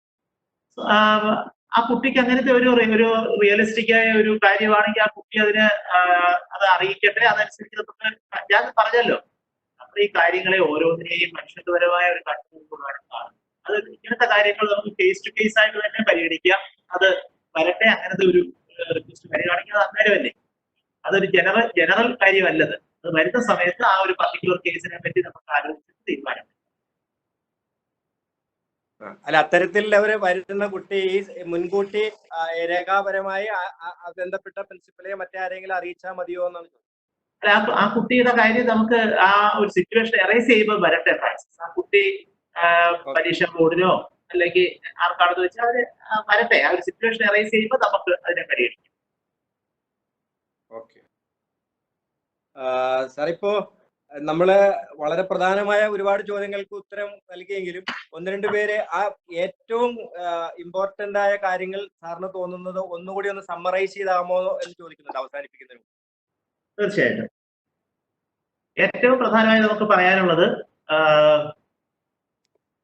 അടുത്ത 18-ാം തീയതി മുതലുള്ള ആ ഒരാഴ്ചയിൽ നമ്മുടെ രജിസ്ട്രേഷൻ പ്രോസസ്സ് സ്റ്റാർട്ട് ചെയ്യുകയാണ്. ആ രജിസ്ട്രേഷനിൽ നമ്മളുടെ ഡിപ്ലോമ പരീക്ഷയുമായി ബന്ധപ്പെട്ട എല്ലാ സ്കീമിലും നിന്നുള്ള കുട്ടികൾ രജിസ്റ്റർ ചെയ്യണം. 2010 സ്കീം, 2015 സ്കീം, എല്ലാ സെമസ്റ്ററുകളിലുമുള്ള കുട്ടികളുടെ രജിസ്ട്രേഷൻ പ്രോസസ് ആ സമയത്ത് നടക്കണം. ആ രജിസ്ട്രേഷൻ ആസ് യൂഷ്വൽ അത് തന്നെയാണ്. പക്ഷെ ഒരു വ്യത്യാസം, അവര് ഹാർഡ് കോപ്പി കോളേജുകളിൽ കൊടുക്കേണ്ട ആവശ്യമില്ല. അവര് ഫീസ് ഇപ്പോൾ തൽക്കാലം അടയ്ക്കേണ്ട ആവശ്യമില്ല. ഫീസിന്റെ പേയ്മെന്റ് ഡെഫർ ചെയ്തിട്ടുണ്ട്. അത് അടുത്ത പരീക്ഷയുടെ സമയത്ത് അത് ആ ഒരു സമയത്തേക്ക് കണക്ട് ചെയ്താൽ മതി, അടച്ചാൽ മതി. അതിനുള്ള സൗകര്യം ചെയ്തിട്ടുണ്ട്. പിന്നീട് മറ്റൊന്ന്, കുട്ടികളെ സംബന്ധിച്ചിടത്തോളം അവർക്ക് വീടിനടുത്ത് ഉള്ള ഒരു സെന്ററിലേക്ക് അവർക്ക് പരീക്ഷാ സെന്റർ ചേഞ്ച് ചെയ്യാനുള്ള സൗകര്യം തരുന്നുണ്ട്. പക്ഷെ ആ ശ്രദ്ധിച്ച് ചെയ്യുക, ആ സെന്റർ ചേഞ്ച് വൺസ് എക്സർസൈസ് ഫൈനലാണ്. അതിനകത്ത് പിന്നീട് നമുക്കൊരു ചേഞ്ച് ചെയ്തു തരാൻ പറ്റില്ല. പരീക്ഷയുടെ ഇൻഡിവിജ്വലും ഒരു ചേഞ്ച് പ്രായോഗികമല്ല. അങ്ങനത്തെ കാര്യങ്ങളാണ് അതിനകത്തുള്ളത്. ഓൾറെഡി 2020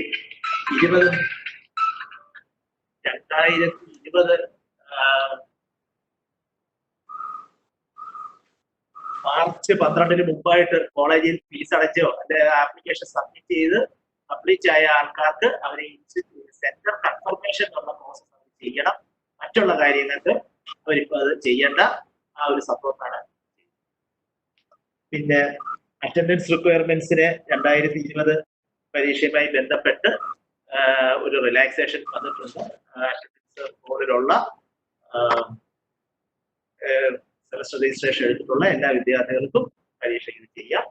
ഹോൾ ടിക്കറ്റ് ഇഷ്യൂ ചെയ്യുന്നതിന് നിങ്ങൾ റിസീവ് ചെയ്യാൻ കോളേജിലേക്ക് പോകേണ്ട കാര്യമില്ല. നിങ്ങളുടെ ഇൻസ്റ്റിറ്റ്യൂഷൻ, നിങ്ങളുടെ പേഴ്സണൽ ലോഗിനിൽ തന്നെ ഹോൾ ടിക്കറ്റ് ലഭ്യമാകും. പിന്നീട് അതിനകത്ത് ശ്രദ്ധിക്കേണ്ടത്, ഹോൾ ടിക്കറ്റ് വരുന്ന സമയത്ത് നേരത്തെ ഫോട്ടോ ഒന്നും അപ്ലോഡ് ചെയ്തിട്ടില്ല എന്ന് നിങ്ങളുടെ HOD ഫോട്ടോ അയച്ചു കൊടുത്ത് ഒന്ന് അപ്ലോഡ് ചെയ്യാൻ HOD പറയണം. ഫോട്ടോ വേണ്ടിയതാണ്.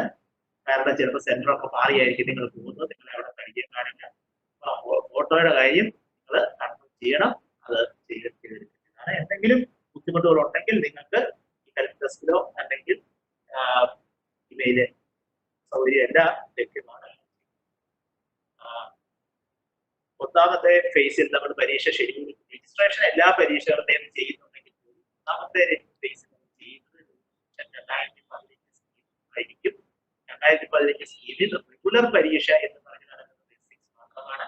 S4 S2 സെമസ്റ്ററുകളിലേത് റെഗുലർ കാണില്ല. പക്ഷേ S4 S2 പഠിക്കുന്ന കുട്ടികൾക്ക് സപ്ലിമെന്ററി പേപ്പറുകൾ ഉണ്ടെങ്കിൽ അവർക്ക് അതിനകത്ത് രജിസ്റ്റർ ചെയ്യാം. ക്വസ്റ്റ്യൻ പേപ്പറിന്റെ പാറ്റേണിൽ ഉള്ള ചേഞ്ചസ് ഞാൻ പറഞ്ഞു. ഓപ്ഷൻസ് ചെയ്യുന്നുണ്ട്. 75%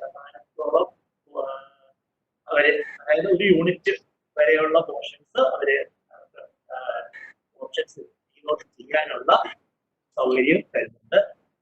പ്രാക്ടിക്കൽ എക്സാമിനേഷൻസ് ഒക്കെ തന്നെ ഒരു ഇന്റേണൽ ഇവാലുവേഷൻ ഉള്ള രീതിയിലായിരിക്കും അധ്യാപകര് അതുമായി ബന്ധപ്പെട്ട് സോഷ്യൽ മീഡിയ ടൂൾസ് ഒക്കെ ഉപയോഗിച്ച് വൈവായോ അങ്ങനത്തെ കാര്യങ്ങൾ ആവശ്യമില്ല ചെയ്യുന്ന ഹാൻഡ് പ്രോജക്ട് റിപ്പോർട്ട് ഒരു മസ്റ്റ് ആവുന്നില്ല. സോഫ്റ്റ് കോപ്പി ചെയ്യുക, അതിന് വേണമെങ്കിൽ കോളേജുകളിൽ നിന്ന് ചെയ്യാം.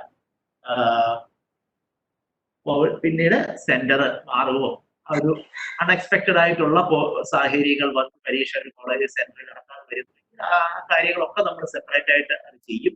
കുട്ടികൾ അതുമായി ബന്ധപ്പെട്ട് പാനിക്കാവേണ്ട കാര്യമില്ല. അവരുടെ കാര്യങ്ങൾ നമ്മൾ എന്തെങ്കിലും ബുദ്ധിമുട്ടുണ്ടെങ്കിൽ അവരെ അറിയിക്കുക. അത് കേസ് ടു കേസ് ബേസിസിൽ നമ്മൾ അത് എടുത്തിട്ട് അതിന് ഒരു ഔദാര്യപൂർവമായ ഒരു സമീപനമായിരിക്കും ഈ കാര്യങ്ങളിൽ വരുന്നത്.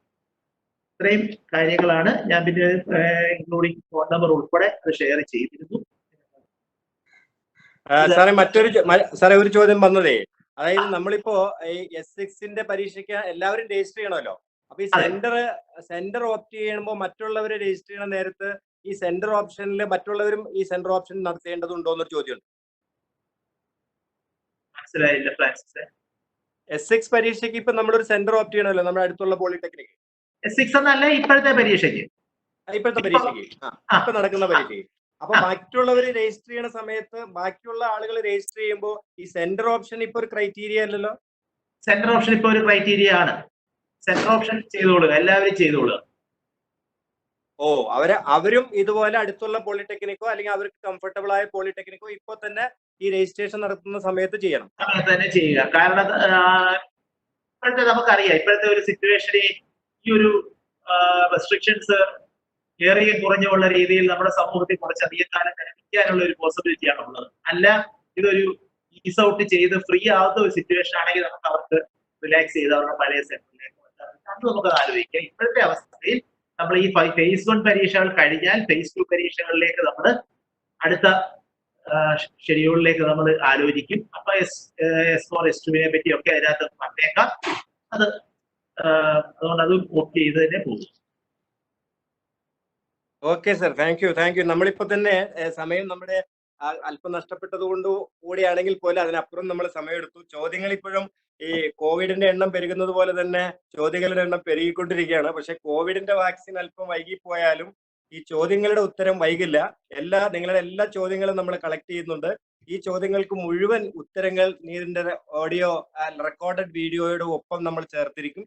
ഇന്ന് അറ്റൻഡ് ചെയ്യാൻ കഴിയാത്ത ആളുകളും ഒരു കാരണവശാലും വിഷമിക്കേണ്ട. ഇതിൽ എന്തെങ്കിലുമൊക്കെ കൂട്ടിച്ചേർക്കാനുണ്ടെങ്കിൽ അതുകൂടി കൂട്ടിച്ചേർത്തിട്ട് കംപ്ലീറ്റ് വിവരങ്ങൾ അടങ്ങിയ ഒരു വീഡിയോ നമ്മുടെ അസാപ്പിന്റെ വെബ്സൈറ്റിൽ ഉണ്ടാവും. അസാപ്പ് ഒരു സെമിനാർ നടത്തുക എന്നതിനേക്കാൾ അപ്പുറം ഇത്തരത്തിൽ കേരളത്തിലെ വിദ്യാർത്ഥി സമൂഹത്തിന് ഉൾപ്പെടെ മുഴുവൻ ആളുകൾക്കും ഗുണകരമായ രീതിയിൽ പരിണമിക്കാവുന്ന തരത്തിൽ രൂപപ്പെടുത്തിയിട്ടുള്ള ഒരു പ്ലാറ്റ്ഫോമാണ്. Higher education principal secretary doctor Usha Titus IAS അവരുടെ നിർദ്ദേശപ്രകാരം നാം നടത്തിയ ഈ വെബിനാർ സീരീസ് വളരെ വിജയകരമായി ഇതുവരെ ഓടിയിട്ടുണ്ട്. അതിനകത്ത് ഏറ്റവും കൂടുതൽ ആളുകൾ പാർട്ടിസിപ്പേറ്റ് ചെയ്തതും വളരെ ഇന്ററാക്റ്റീവ് ആയതും അനവധി ചോദ്യങ്ങൾ ചോദിച്ചതും ഒക്കെ ആയ ഒരു സെഷൻ ആയിരുന്നു ഇത്.